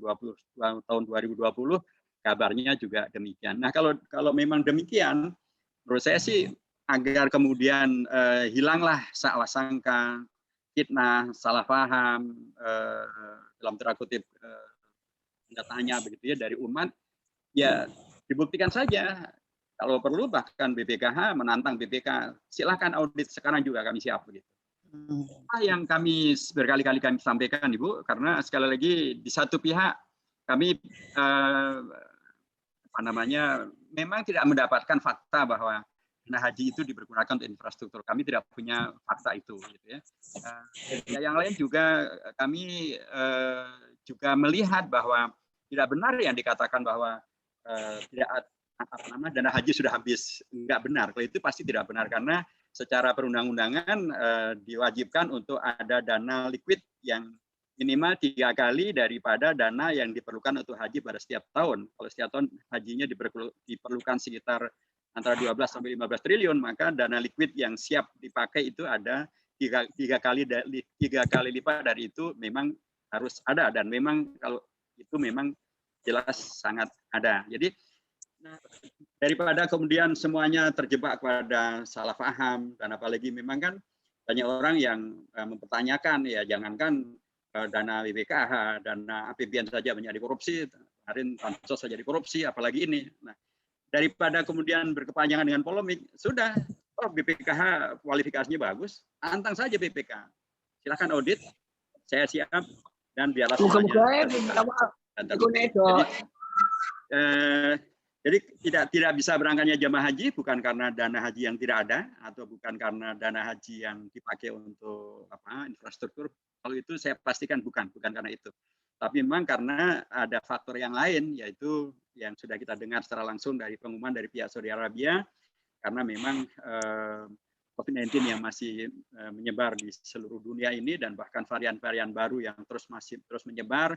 Sementara keselamatan jamaah adalah hal yang pasti dipentingkan oleh setiap negara, dan tidak ingin kemudian dari haji malah menghadirkan klaster baru yang membawa kepada masalah. Karenanya Saudi memutuskan untuk haji tetap ada, tetapi untuk jemaah dari dalam negeri Saudi yang sepenuhnya semuanya dengan memastikan tentang terpenuhinya kaedah-kaedah terkait dengan kesehatan dan prokes COVID-19. Saya kira demikian. Adapun terkait dengan masalah, jadi sekali lagi Ibu tentang dana haji, sekali lagi kalau babnya adalah tadi yang ditarik dananya, saya sepakat bahwa harusnya itu tidak diancam dengan cara itu. Harusnya pihak BPKH menegaskan apa yang sudah berkali-kali disampaikan bahwa kami memfasilitasi bagi jamaah yang tetap mengamanahkan, maka kami akan mengelolanya dengan sepenuhnya amanah dan kami siap untuk transparansi. Silahkan klik semuanya ada di sana. Silahkan, mestinya menyampaikan itu. Dan tidak perlu disampaikan tentang kalau ditarik dan kemudian akan gugur. Karena ternyata yang dimasukkan adalah kalau penarikan itu adalah ada pelunasannya, maka itu tidak akan menghadirkan pengguguran terhadap hak untuk calon jemaah untuk berangkat haji. Jadi saya kira demikian. Jadi sekali lagi kalau babnya adalah tentang audit dana haji, saya sepakat untuk itu dilakukan auditing. Tapi bahwa dana haji itu tetap ada, saya termasuk yang mempercayai bahwa sebenarnya itu masih ada. Tapi supaya kemudian publik itu tercerahkan dan kemudian terhilangkan syak dan wasangkanya, saya setuju kalau dilakukan saja audit terbuka, sehingga dengan demikian maka semuanya akan menjadi jelas. Liyahya man hayya an bayyinah wa liyahlika man halaka an bayyinah, begitu kata Al-Qur'an. Dapat terkait dengan masa disabilitas, Ibu, saya apresiasi dengan program-program yang akan mementingkan kaum disabilitas. Sesungguhnya itu program itu ada di Kementerian Sosial, Ibu, dan itu bisa diakses di Kementerian Sosial maupun juga di Dinas Sosial. Itu ada program itu, ya. Tapi juga menurut saya sih sangat bagus kalau wanita Islam bekerja sama dengan lembaga-lembaga zakat. Di Jawa Timur misalnya ada yayasan Masjid Al-Falah itu, Bu. Masjid Al-Falah itu dana zakatnya juga sangat besar. Dan saya yakin sangat bisa begitu ya untuk diajak bekerja sama mengurusi kaum duafa disabilitas ini, karena dengan kolaborasi ini dan bahkan juga di tingkat nasional Basnas juga saya yakin juga siap ya untuk kemudian bisa diajak bekerja sama melaksanakan program ini. Jadi saya kira sangat bagus kalau pada tingkat nasional PP Wanita Islam membuat kerjasama saja dengan Basnas misalnya untuk program-program yang akan dikerjakan oleh wanita Islam apa saja. Dan bisa misalnya bagian daripada melanjutkan silaturahim, silatul-ilmi, silatul amal, menghadirkan kesalahan sosial itu. Berikut setelah ini wanita Islam bersilaturahim bertemu dengan Basnas, menyampaikan kepada mereka tentang program-program wanita Islam yang bisa dikerjasamakan dengan Basnas, sehingga zakat itu bisa tersampaikan secara baik dan benar kepada mereka-mereka yang betul-betul mustahik. Saya berkeyakinan bahwa itu bisa dilakukan. Jadi silakan saja, apakah melalui seperti tadi Masjid Al-Falah, dompet du'afa, Darut Tauhid, ya, atau dompet atau Baitul Zakat, ya, atau Basnas, mereka semuanya mempunyai program-program seperti ini. Jadi silakan saja, tinggal dikomunikasikan dan tinggal diakses ini supaya bisa ditindaklanjuti. Kira demikian, Ustaz. Itu yang dari Aceh, Ustaz. Terima kasih untuk kepeduliannya dan keprihatinannya yang adalah keprihatinan kita semuanya. Benar Ibu bahwa situasi ini sudah bukan hanya nasional, sebenarnya bahkan sudah mengglobal. Warga Indonesia kita di mana-mana kekhawatirannya sejenis. Ustaz. Kalau kita mengikuti grup-grup WA dari kawan-kawan dari luar negeri pun juga, apalagi mereka dari luar kan melihatnya bisa lebih terang benderang. Ustaz. Jadi ini memang ada unsur yang mengkhawatirkan. Tetapi apakah kemudian ibaratnya sudah akan kiamat? Kalau menurut saya sih harusnya ini kita jadikan sebagai sarana. Kalau kita di pesantren dulu kan ada ungkapan al-ajru ala qadri al-masyaqqah. Pahala Allah itu diberikan setara dengan kesulitannya. Semakin banyak kesulitan, pahalanya semakin banyak. Haji itu menjadi rukun Islam yang tertinggi nilainya karena kesulitannya paling tinggi. Kesulitan fisik, kesulitan keuangan, kesulitan apa saja ada di sana. Sehingga nilainya pun juga al-hajjul mabrur laisa lahu jazaa'un illa al-jannah. Jadi semakin banyak kesulitan bagi kita umat Islam dan para aktivis Islam harus kita jadikan sebagai justru di balik itu ada pahala Allah yang sangat besar. Karenanya ada ijtihad. Ijtihad itu kan dan itu ada pahalanya kalau salah pun dapat pahala, apalagi kalau benar dapat pahalanya double. Jadi jadikanlah ini bukan sesuatu yang buat kita menjadi miris dan kemudian menjadi putus asa, kemudian menjadi dalam tanda kutip malah permisi, ya sudah deh, saya nggak bisa apa-apa. Enggak. Sebagai mukmin muslim justru kita jadikan ini sebagai tantangan untuk kita bisa beristihad meraih pahala. Kalau salah pun dapat 1, kalau benar dapat 2, meraih pahala yang semakin banyak lagi, karena pahala Allah akan diberikan setara dengan kesulitan yang kita dapatkan, begitu kan? Kita salat jamaah juga kan lebih banyak pahalanya ketimbang salat individual, karena salat jamaah lebih sulit ketimbang atau banyak halang rintangnya ketimbang salat individual. Jadi demikian. Jadi jadikanlah seluruh kesulitan-kesulitan yang ada, hal yang mengkhawatirkan ini justru menyemangati kita untuk bagaimana kita beristihad, mencari terobosan, bagaimana kita meluaskan jaringan, bagaimana kita meluaskan kebersamaan dengan pihak-pihak yang lain, bagaimana kita beramal jamaah, beramal sosial, berkesalehan sosial, bagaimana kita mengatasi masalah ini. Pahala di balik itu semuanya tertampang sangat lebar, saudara. Jadi mari jadikan ini justru katakanlah kalau dalam analisis SWOT itu kan dari satu hal yang merupakan tantangan menjadi peluang, satu hal yang merupakan kelemahan menjadi peluang menghadirkan kekuatan. Ya, inilah pentingnya kita organisasi. Di organisasi hal ini dibahas. Di organisasi hal semacam ini dimusyawarahkan bagaimana mengatasi masalah yang ada.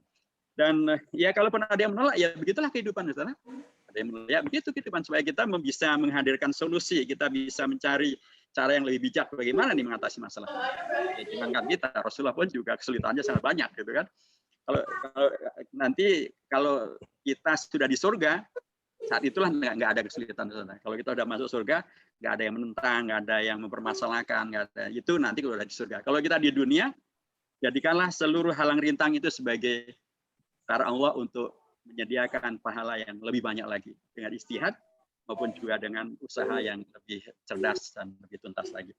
Saya kira demikian yang pertama. Untuk yang kedua, ya ini termasuk ini betul memang usaha mereka itu dahsyat luar biasa ya, dengan YouTube lah, dengan TV lah, dengan game lah, dengan apa saja, sehingga kemudian mereka menghadirkan yang mungkar itu seolah-olah itulah adalah yang ma'ruf. Yang ma'ruf bahkan kemudian digosipkan, difitnah sehingga menjadi sesuatu yang tidak disukai menjadi yang mungkar. Itu tantangan memang. Nah, tetapi sekaligus juga sesungguhnya bukan berarti yang ada hanya itu. Sesungguhnya pun juga ruang untuk kemudian kita memberikan alternatif yang baik juga terbuka. Tinggal kita sendiri bagaimana. Ini ruang terbuka ini apakah kita akan mau mengisinya atau kita biarkan yang jahat-jahat itu yang mengisi. Apakah ruang terbuka ini kita kemudian akan menjadikannya sebagai sarana untuk amar ma'ruf nahi mungkar, atau kita biarkan menjadi amar mungkar dan nahi ma'ruf. Itu semuanya tergantung dari kita sendiri. Dan karena forumnya terbuka, yang mau menyampaikan yang ma'ruf juga dibuka, yang menyampaikan yang mungkar juga terbuka, yang menyampaikan yang mungkar dengan cara yang demikian sangat menarik juga bisa terjadi. Kenapa yang ma'ruf tidak melakukan itu? Nah, ini juga sesungguhnya tantangan bagi kita juga, penting untuk kita jadikan sebagai muhasabah ibrah. Jadi kita sejauh ini bagaimana? Itulah karenanya ketika kemudian tadi ada upaya untuk bahkan meminggirkan agama dari peta jalan pendidikan, menghilangkan iman dan takwa dari sistem pendidikan nasional, sejarah pendidikan yang kemudian dibuat menjadi kacau. Kami di DPR semaksimal yang kami bisa lakukan, kami lakukan, dan alhamdulillah itu bisa kita koreksi. Jadi seperti yang saya sampaikan, insya Allah banyak yang masih bisa melakukan hal yang baik. Ya, tinggal lagi bagaimana ini kita perbanyak, kita perkuat, kita kuatkan silaturahimnya, termasuk juga kita kuatkan kualitas daripada kinerja kita supaya tadi kalau mereka kemudian membungkus ya kemungkaran itu menjadi sesuatu yang cantik dan indah, bagaimana kita membungkus kema'rufan yang memang sudah ma'ruf itu dengan cara-cara yang lebih indah lagi, supaya dengan cara itu maka bisa kita koreksi, karena kaidahnya kan adalah aqul ja'al haqq baru wazahaqal batil baru innal batila kana yahuqa. Kalau al-haqnya tidak ja'a, al-haqnya tidak datang, atau al-haqnya belum apa-apa sudah kabur, al-haqnya belum apa-apa sudah tinggal gelanggang colong pelayu, kata orang Jawa. Al-haqnya sudah meninggalkan medan juang, ya yang datang adalah al-batil. Ya, kalau al-batil datang ya al-haqnya gaib atau tidak hadir, ya al-batil itu tidak menjadi zahuq, bahkan menjadi dalam tanda kutip menjadi semakin kuat. Demikian sudah. Jadi terakhir dalam masalah haji, betul salah tentu untuk jemaah haji dari Aceh, masya Allah ya, wakaf haji Aceh di Mekah itu memang sangat besar. Dan sebenarnya bukan hanya Mekah saja, bukan hanya Aceh saja. Sultan Jogja pun juga meninggalkan, namanya Sultan Mataram itu juga meninggalkan wakaf yang sangat besar di Mekah itu. Harusnya kemudian juga sebagaimana Aceh bisa ditindaklanjuti, harusnya juga yang lain-lain bisa ditindaklanjuti. Karena dulu memang para sultan-sultan dan para agnia orang-orang Indonesia yang kemudian tinggal di Mekah itu memang luar biasa. Mereka ada berpikir jangka panjang, mereka wakafkan dan kemudian wakafnya itu dipakai untuk jemaah haji dari Aceh dan sebagainya. Nah, tetapi permasalahannya terkait dengan haji yang sekarang nih, saudara, ini permasalahannya bukan furoda atau bukan furoda, karena memang haji furoda tidak ada, ya.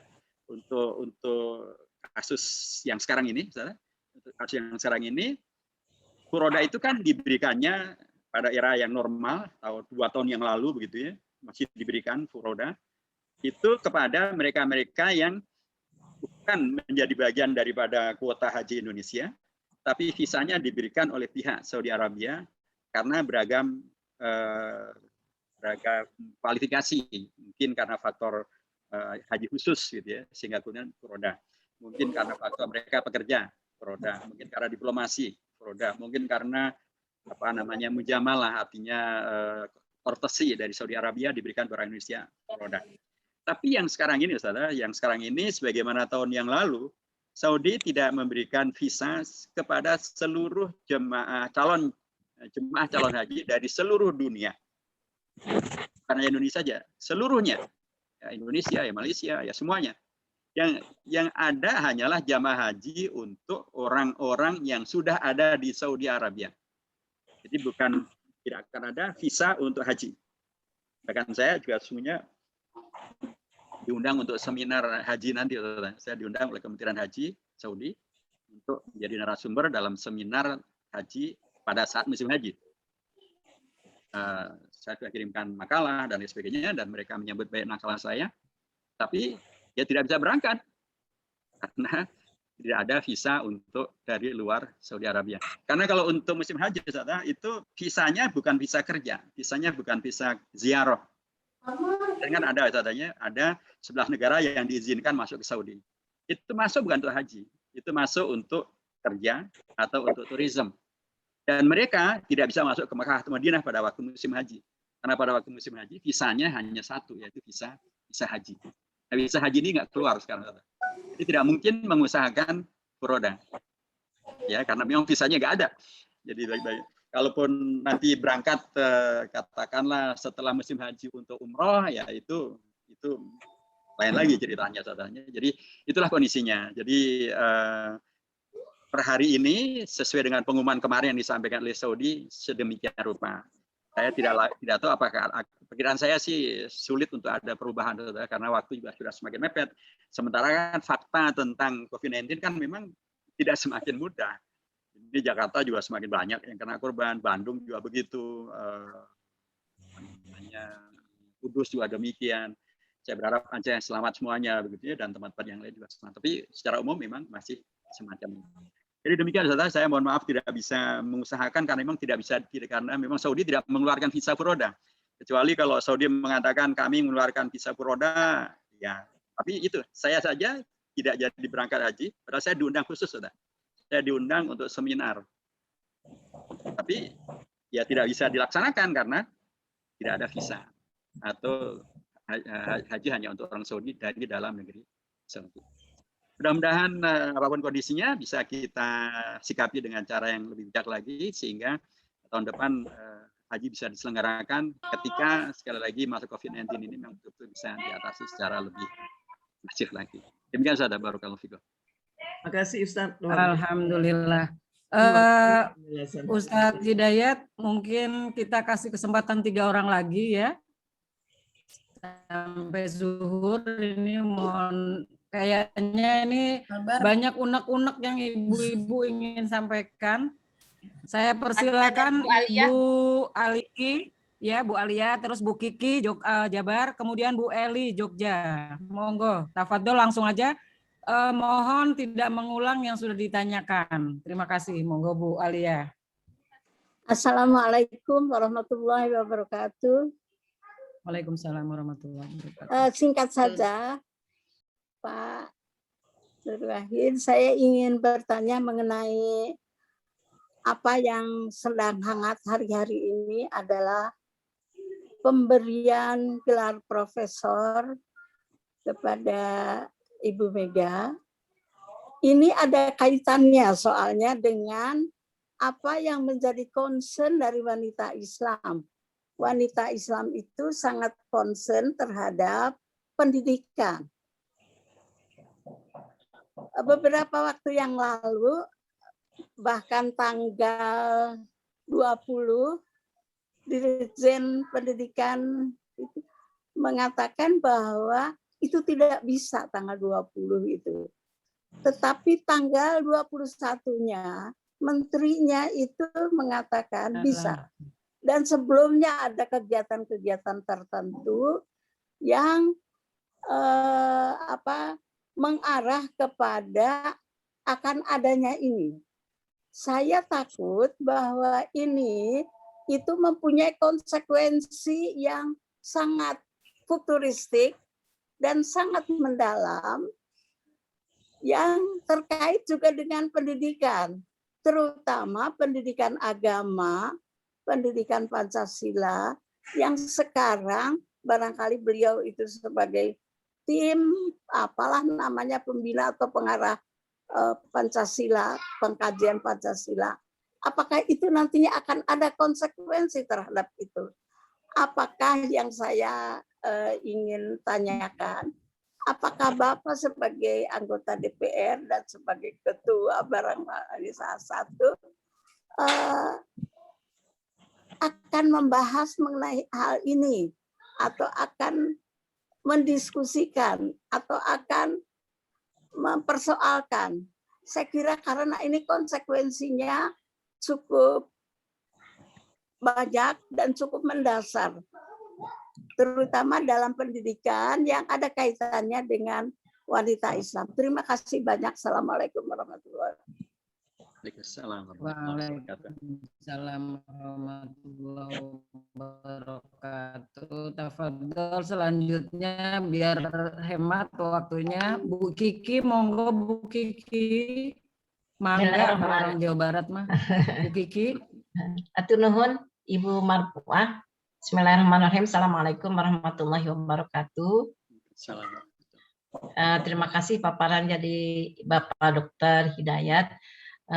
Saya mau nanya pertama, apakah kita memiliki big data yang memang perspektifnya perspektif Islam gitu? Karena gini, ibu-ibu itu seringkali berseliweran ya, mengirim informasi, kemudian video dan sebagainya, yang ketika saya cek itu sebetulnya itu sudah ada sanggahan gitu. Kemudian dan sanggahan itu saya lihat juga sanggahan itu versi mereka gitu. Apakah kita misalnya bisa supaya kita tidak terperosok kepada opini, lebih baik misalnya di PKS lah, di mana punya data corner gitu. Jadi sehingga kalau ada apa-apa kita tanya datanya ada enggak, datanya apa. Jadi jangan bersifat opini gitu. Misalnya yang bersifat opini katanya ada ini, sebetulnya ini benar tentang bagaimana ada sedang pembusukan citra terhadap turunan Arab gitu. Kemudian tapi yang keluar adalah data yang kemudian bercampur dengan opini di mana membandingkan dengan Cina gitu. Saya setuju datanya, tetapi ketika dibandingkan itu menjadi ada unsur perpecahan juga gitu, karena kita membandingkannya dengan yang Cina. Kalau bisa mah data unggul itu. Nah, ada nggak, kita sangat perlu sekali ada data corner yang memang bisa melacak kalau ada masalah-masalah apa kita tanya ke situ, nanti bisa disebar lagi. Itu yang pertama. Yang kedua, gimana Pak ya, lama-lama orang Muslim banyak sekali yang terinfiltrasi dengan ideologi komunis dan juga ideologi itu apa namanya Yahudi ya. Dan yang ketiga, posisi ulamanya itu pengen cari aman gitu Pak. Jadi ketika kita di saya aja gitu ada ulama andalan gitu. Ketika kita bilang Pak yang ini ada saya punya datanya ini itu mempraktekkan ibadah Syiah. Pak, yang ini mempraktekkan bahkan men-share ideologi komunis. Yang ini rajin sekali men-share ideologi Yahudi. Apa coba jawabannya, Cina? Bu, mohon maaf, mohon ya jangan di-share kemana-mana. Udah sampai saya aja. Iya tentu saja, saya kan nggak mau juga jadi terjadi keributan di institusi saya. Saya hanya ke Bapak saja kok. Saya tunggu, Pak. Itu tuh nomor 1 loh di Jawa Barat. Saya tunggu apa sih tindakannya? Ayah naon-naon gitu. Saya sedih gitu. Jadi nggak ada tindakan. Apa saya harus ketika saya mencoba gitu untuk menanganinya dengan data-data yang satiasa sebisa-bisa saya menyajikan data. Tapi kemudian mereka juga menghadirkan data yang lain yang memang itu data impor misalnya dari router gitu dan sebagainya. Oleh karena itu yang pertama itu bisa nggak kita punya data corner? Yang kedua lagi, apa sih yang menyebabkan makin banyak orang terinterpretasi dengan ideologi komunis dan juga Yahudi? Dan yang ketiga, apa sih yang menyebabkan ulama itu kok jadi cari aman gitu? Dia pendidikan kita, karena saya kan sekarang bergerak dalam pendidikan masyarakat ya. Jangan sampai karena sayanya abai kemudian makin banyak orang yang jadi korban gitu. Makasih Pak. Ya. Assalamualaikum warahmatullahi wabarakatuh.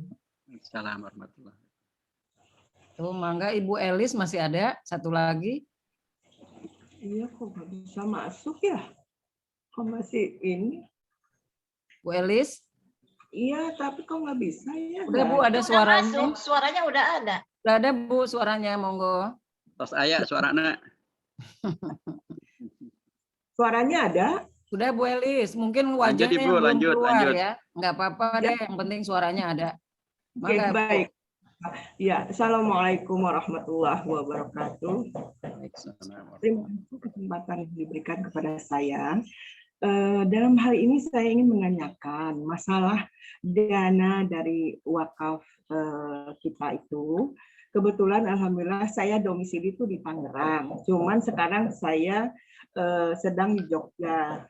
Alhamdulillah berhikmat lah insya Allah di Jogja, di WI Jogja insya Allah dengan Ibu Yani. Nah kebetulan saya ada binaan di desa, binaan masyarakat di desa. Alhamdulillah mereka itu sangat ingin sekali untuk belajar gitu, belajar Islam, terutama belajar Quran gitu. Selama ini memang saya single fighter lah dengan apa yang ada pada diri saya. Tapi saya punya keinginan untuk membesarkan sarana untuk mereka gitu. Apakah nanti dari pihak WI baik pusat ataupun daerah bisa mensupport untuk kegiatan-kegiatan kita di daerah seperti itu. Terima kasih. Assalamualaikum warahmatullahi wabarakatuh. Assalamualaikum warahmatullahi wabarakatuh. Itu. Jam berapa ini? Mungkin pertanyaan cukup ya ke Pak Hidayat, monggo. Ini nanti pas mepet zuhur, mudah-mudahan selesai. Perasaan tadi udah azan ya? Monggo Pak Hidayat. Ya, Ustazah, terima kasih. Ya, karena kita nasional ya, mungkin sudah ada yang azan di Jawa Timur, mungkin bahkan yang di Sulawesi, di Irian malah sudah dari tadi ya, Ustazah. Yang di Aceh mungkin pastilah masih belum. Tadi Jakarta juga belum. Baik, saya coba untuk memberikan respon ya. Tadi Prof. Alia Baswedan, Ibunda Gubernur Indonesia, Pak Anies Baswedan. Sebenarnya sih kalau pertanyaan beliau ya jawabannya mas'ulu anha bi'alama minasail gitu ya. Prof lebih ngerti lah tentang itu masalah ini. Ya memang ini bagian dari yang jadi kritik publik ustadznya Prof ya.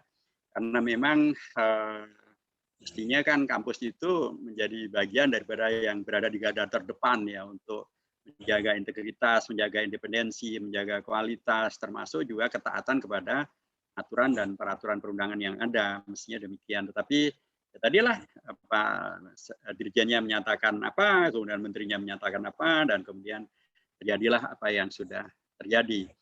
Tentu Ini menjadi catatan di tingkat publik ya, yang pastilah kemudian ya harus menghadirkan dalam tanda kutip pembelajaran ke depan bagaimana kemudian kita sebagai lembaga-lembaga negara, baik itu lembaga eksekutif maupun legislatif, termasuk juga lembaga-lembaga di kampus, agar betul-betul membuktikan ya tentang kualifikasi, profesionalitas serta independensi daripada masing-masing lembaga sesuai dengan kewenangannya masing-masing. Nah, saya sepakat bahwa mestinya hal semacam ini, apalagi kalau karena itu terkait dengan masalah kualitas gelar yang luar biasa ya. Profesor tentu adalah gelar yang sangat luar biasa, apalagi honoris causa, tentu ini tidak boleh menjadi humoris causa. Ini tentu satu hal yang betul-betul kualifikasinya adalah kualitas dan ya kondisi kita secara nasional memang untuk banyak hal terjadi tidak sesuai dengan apa yang semestinya ada di dalam aturan-aturan kan begitu. Kita tahu tentang bagaimana aturan yang semestinya terkait dengan masalah KPK, tapi kita tahu apa yang sekarang sedang juga terjadi. Kita tahu juga apa yang mestinya terjadi terkait dengan masalah kebijakan terkait dengan masalah keuangan atau kebijakan terkait dengan masalah yang hubungannya dengan sumber daya alam termasuk terkait dengan masalah pendidikan. Tadi yang saya sebutkan kasus tentang peta jalan pendidikan di draftnya saja sudah salah. Itu kan sangat aneh bin ajaib. Maksud sistem pendidikan nasional bahkan sudah ditandatangani presiden, tapi bertentangan dengan undang-undang tentang perguruan tinggi di mana Pancasila dihilangkan, Pancasila sebagai mata kuliah wajib dihilangkan. Itu kan juga ya untung saja sebagian bisa dikoreksi. Jadi bab ini memang Prof adanya di DPR-nya. Tentu saya akan sampaikan pada kawan-kawan ini ada di Komisi 10 di DPR RI. Saya akan sampaikan pada kawan-kawan di Komisi 10 di DPR RI tentang dalam tanda kutip aspirasi semacam ini. Tentu maksudnya bukan kemudian dalam tanda kutip kita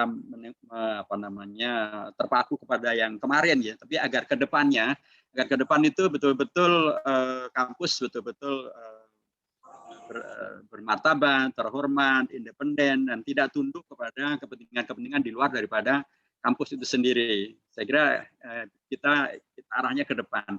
Dan kalau itu dikaitkan dengan BPIP, memang Ustazah akan menjadi atau Prof akan menjadi merisaukan kalau kemudian BPIP kemudian kualifikasinya semacam ini, di mana kemudian ada intervensi, di mana kemudian ada hal-hal yang kemudian tidak bisa terjelaskan secara rasional, secara peraturan perundangan.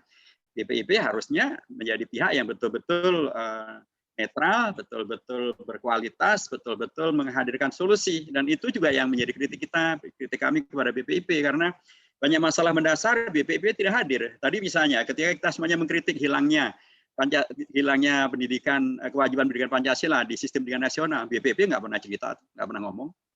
Ketika kemudian peta jalan Indonesia menghilangkan agama, BPIP juga nggak pernah ngomong. Bahkan ketika RUHIP di mana kemudian Pancasila bisa diperas di sila ATK sila, BPIP juga nggak pernah ngomong.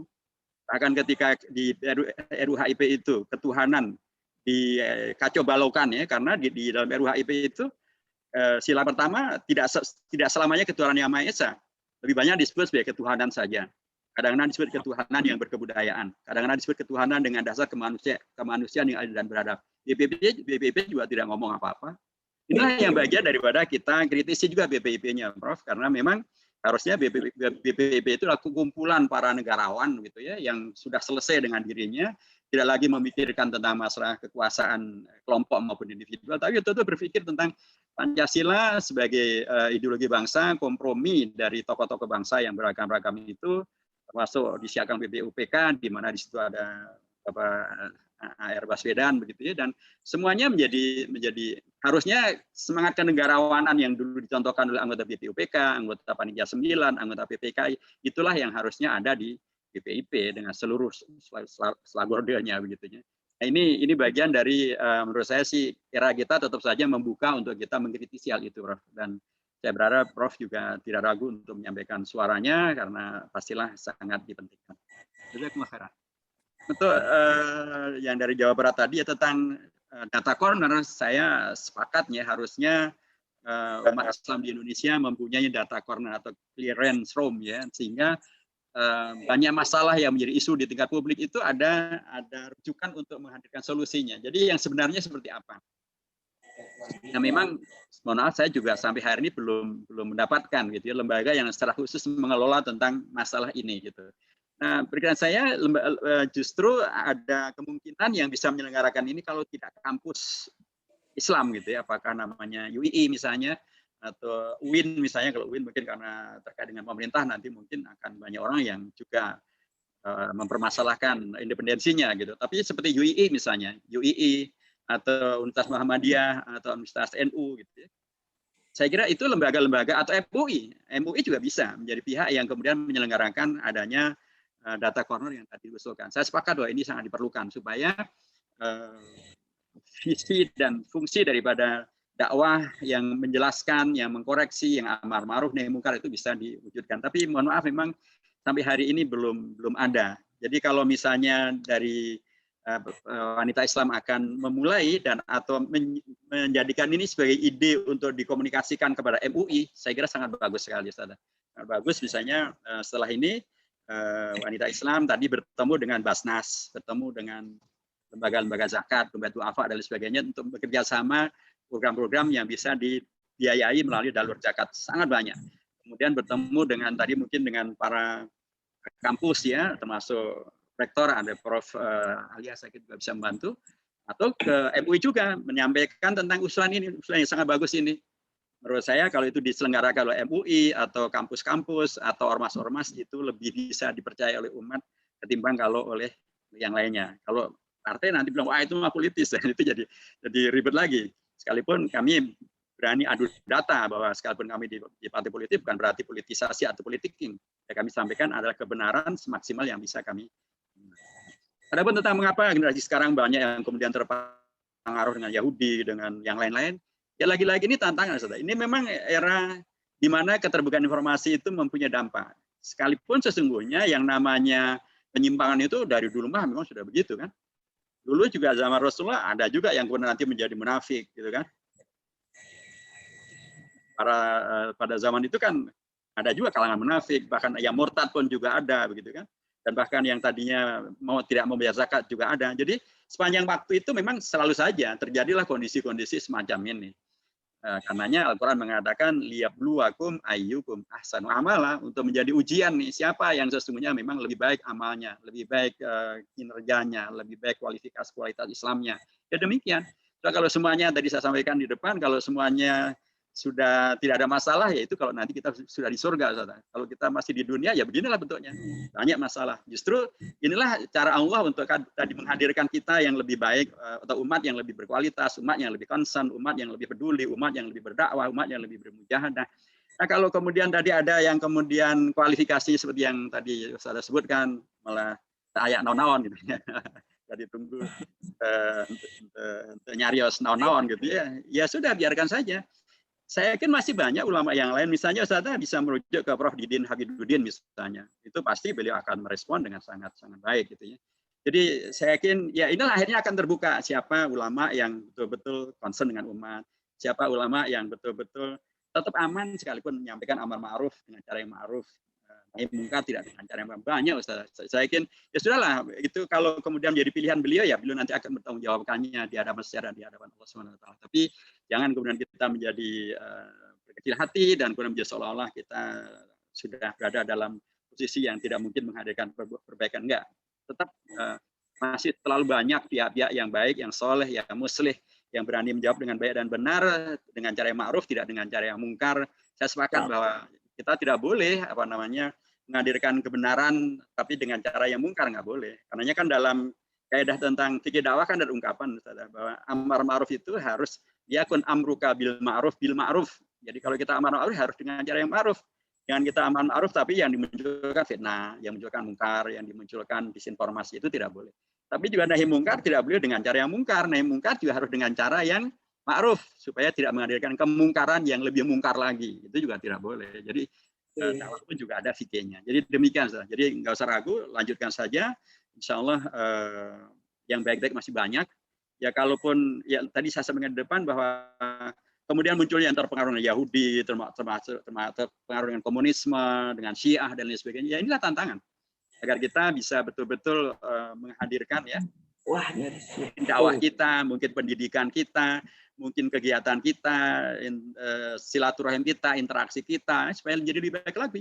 Sehingga orang, ya memang betul, sekarang ini kaitannya dengan Yahudi misalnya, saya sebut bahwa bahkan Indonesia ini belakangan ada apa namanya Yahudi Nusantara, atau ada yang namanya Zionis Nusantara, karena dulu nggak pernah kejadian, tapi sekarang karena informasi menjadi terbuka sedemikian rupa dan memang Israel juga semakin penetrasi semakin luas, ada saja yang kemudian bahkan saya juga keras kan di media karena saya membela Palestina, saya apa namanya mengkritik habis Israel gitu. Ya udah nggak apa, biar saja.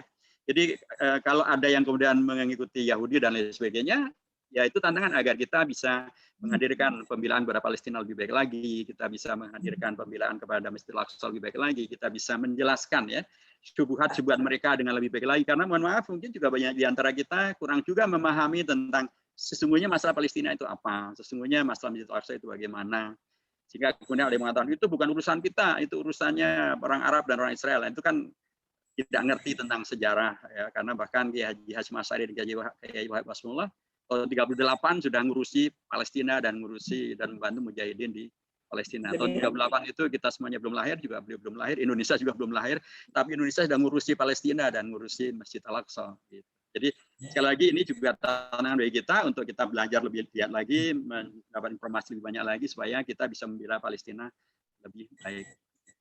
Sehingga Yahudi-Yahudi tadi bisa kita koreksi sehingga mereka tidak harus menjadi pendukungnya Yahudi yang menjadi penjajah dan pelaku kejahatan terhadap Palestina, masuk terhadap Masjid Al-Aqsa.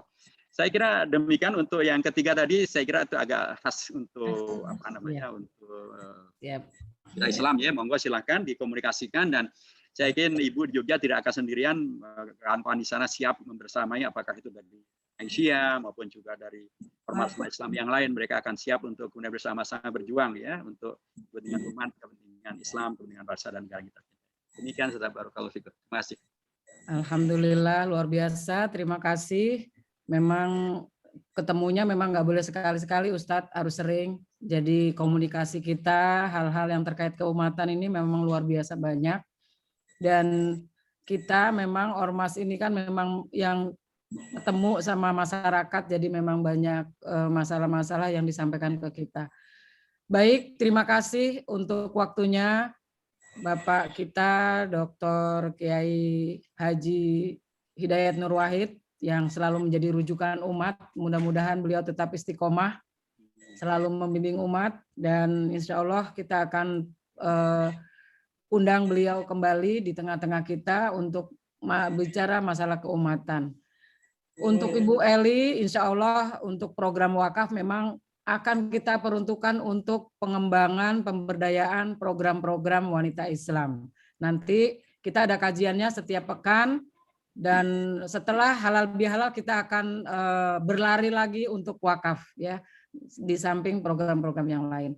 Terima kasih kepada Bapak Hidayat Nur Wahid. Waktu saya kembalikan, mohon maaf jika tidak semua bisa bertanya karena memang waktunya kita terbatas, dan mudah-mudahan di kesempatan lain kita bisa kembali bersilaturahmi, silaturahim kepada beliau.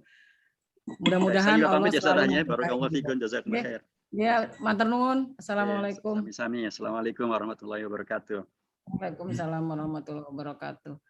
Selanjutnya waktu saya kembalikan kepada Ibu Siti, MC.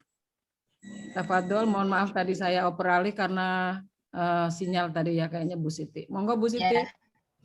Ya, siap. Terima kasih Bunda. Mohon maaf tadi sinyal ada gangguan. Baik, hadirin yang berbahagia, sampailah kita pada penghujung acara yaitu penutupan.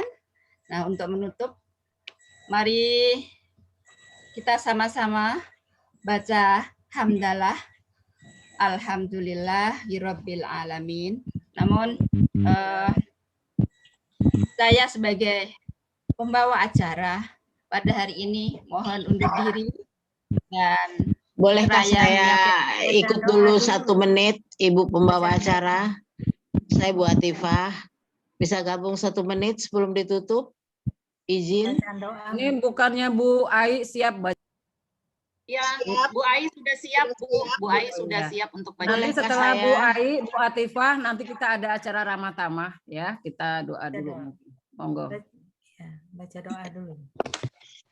Baik, bismillahirrahmanirrahim. Assalamualaikum warahmatullahi wabarakatuh. Waalaikumsalam warahmatullahi wabarakatuh. Mari kita sama-sama terlebih dahulu Suratul Fatihah. Mudah-mudahan seluruh acara kita senantiasa memberikan manfaat untuk pergerakan kita menata lebih baik wanita Islam. Al-hadiniyah wa kulli niyatin sholihah. Al-Fatihah. A'udzubillahi minasyaitonirrajim. Bismillahirrahmanirrahim. Alhamdulillahirabbil alamin. Arrahmanirrahim. Maliki yaumiddin. Iyyaka na'budu wa iyyaka nasta'in. Ihdinas siratal mustaqim. Siratal ladzina an'amta 'alaihim ghairil maghdubi 'alaihim waladdallin. Amin ya Allah ya rabbal alamin. Allahumma shalli ala sayyidina wa habibina wa maulana Muhammad wa ala alihi wa sahbihi wa barik wa sallim ajma'in.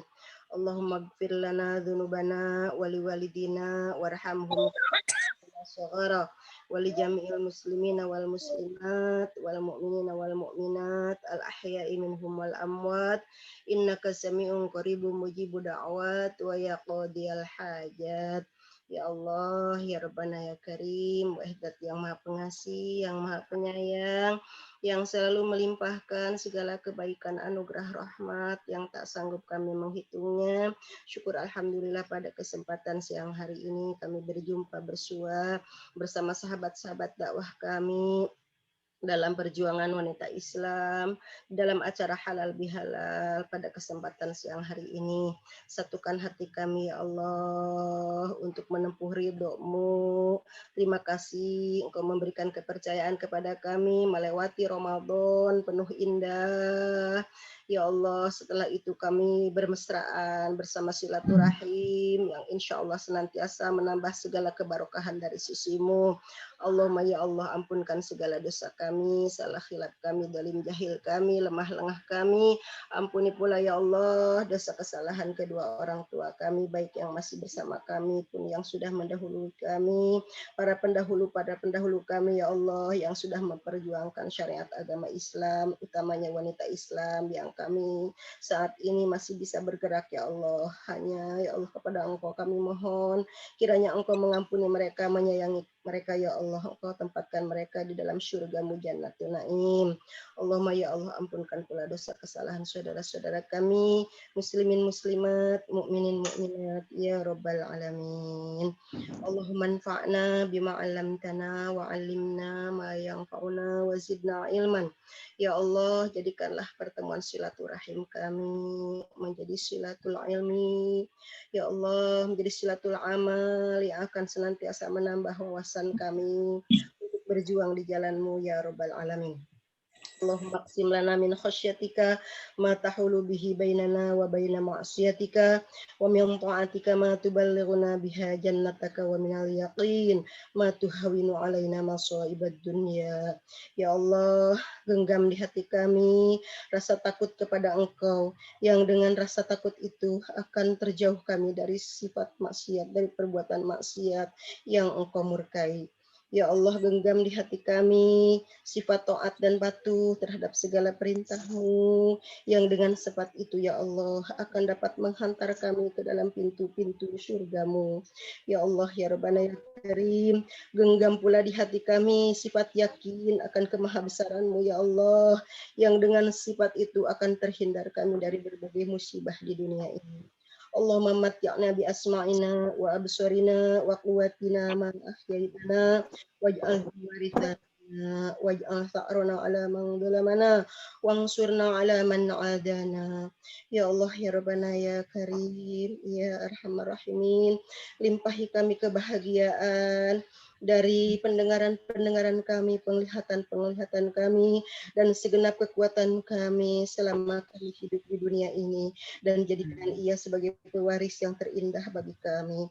Ya Allah, hanya kepada Engkau kami serahkan dari kejahatan orang-orang yang zalim kepada kami, dan ya Allah, tolonglah kami dari orang-orang yang memusuhi kami. Ya Rabbana ya Karim, jangan Engkau jadikan musibah-musibah di dalam agama kami, dan jangan Engkau jadikan ya Allah dunia ini sebagai pusat obsesi kami. Allahumma ya Allah, wala taj'ali dunya akbar hammina, wala mablagha ilmina, wala tusallit alaina man la yakhafaka wala yarhamuna. Jangan Engkau beri kepada kami pemimpin-pemimpin yang tidak takut kepada Engkau serta tidak sayang dan tidak cinta kepada kami. Rabbana la tu'akhidna in nasina wa akhtana. Rabbana wa la tahmil alaina isran kama hamaltahu 'alal ladzina min qablina. Rabbana wa la tuhammilna ma la taqata lana bih wa'fu 'anna waghfir lana warhamna. Anta maulana fansurna 'alal qaumil kafirin, fansurna 'alal qaumil zalimin, fansurna 'alal qaumil hasidin. Allahumma ya Rabb, jangan Engkau hukum kami bila kami salah dan khilaf dalam perbuatan kami. Allah ya Rabb, jangan Engkau berikan kepada kami beban sebagaimana Engkau bebankan kepada orang-orang sebelum kami. Allahu ya Rabb, jangan Engkau bebankan kepada kami dengan suatu cobaan yang kiranya kami tidak sanggup menerimanya ya Allah. Allahumma ya Allah, beri maaf kami, beri ampun kami ya Allah, serta tolonglah kami ya Allah dari kejahatan orang-orang yang kafir, dari kejahatan orang-orang yang zalim, dari kejahatan orang-orang yang hasud, dari kejahatan orang-orang yang munafik. Rabbana taqabbal minna sholatana wa qiyamana wa ruku'ana wa sujudana wa ta'abudana wa tammim taqsirana ya rabbal alamin. Terima ya Allah segala gerak langkah kami menjadi amal soleh, termasuk berkumpulnya, bersuanya, bersilaturahimnya kami hari ini. Jadikan amal soleh ya Allah, sampaikan ke arah semua ya Allah, hingga Engkau mengabulkan segala doa dan pinta kami. Allahumma inna na'udzubika minal barosi wal jununi wal judami wa min syai'il asqam. Ya Allah, kami berlindung kepada Engkau dari segala penyakit yang mengenaskan, dari virus-virus, dari depresi, stres dan sebagainya ya Allah. Allahumma ya Allah, hanya kepada Engkau kami beribadah, kepada Engkau kami mohon pertolongan. Rabbana atina fid dunya hasanah wa fil akhirati hasanah wa qina adzabannar wa qina adzabannar wa qina adzabannar. Wassallallahu ala sayyidina Muhammadin wa ala alihi wa sahbihi wa barik wa salim ajma'in.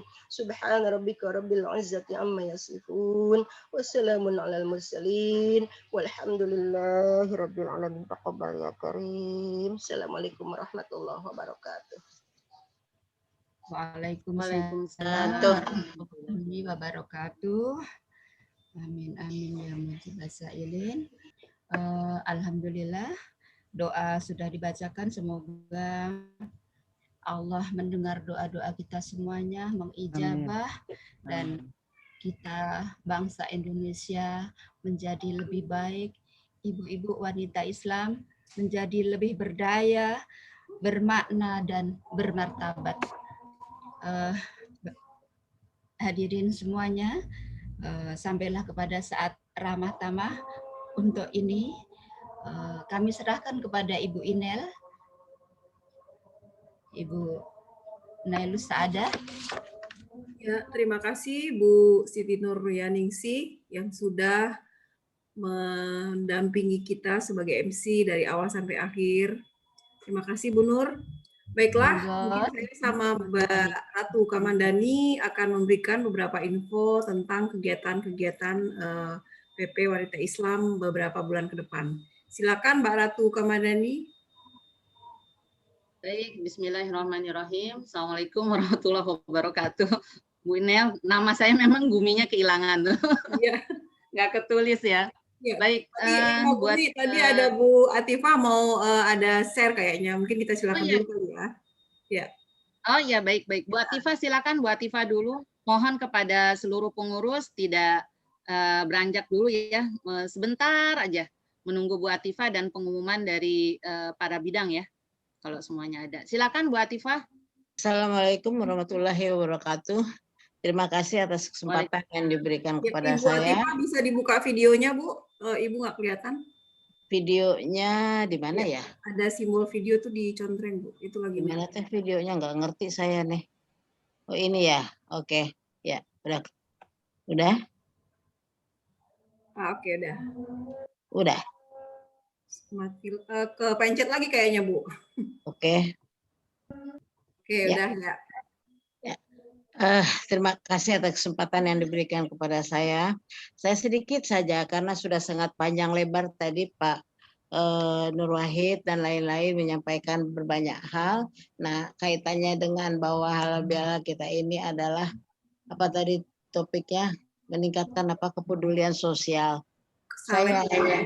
Saya hanya ingin menambahkan, mudah-mudahan nanti PPWI merancang program kepedulian sosial di bidang politik untuk menyadarkan terutama warga wanita Islam dan juga yang lain-lainnya tentang bahwa kita perlu peduli politik, karena dari paparan Pak Nur Wahid tadi terlihat bahwa berbagai upaya dilakukan oleh berbagai pihak untuk melemahkan Islam, menghilangkan dari sejarah, menghilangkan agama dari program pendidikan dan banyak hal lagi. Nah, itu semua masih bisa terkontrol di DPR karena masih ada tokoh-tokoh Islam di sana, karena masih ada wakil-wakil Islam di sana.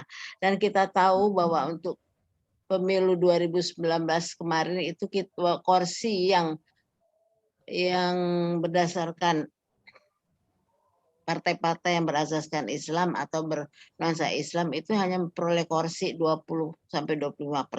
Nah, kita bisa bayangkan kalau misalnya pada pemilu yang akan datang yang hanya tinggal 24 atau 25 bulan lagi, suara kita, proporsi suara kita akan semakin kecil, maka Islam akan semakin lemah. Oleh karenanya, kita wanita Islam perlu punya program menyadarkan masyarakat untuk memilih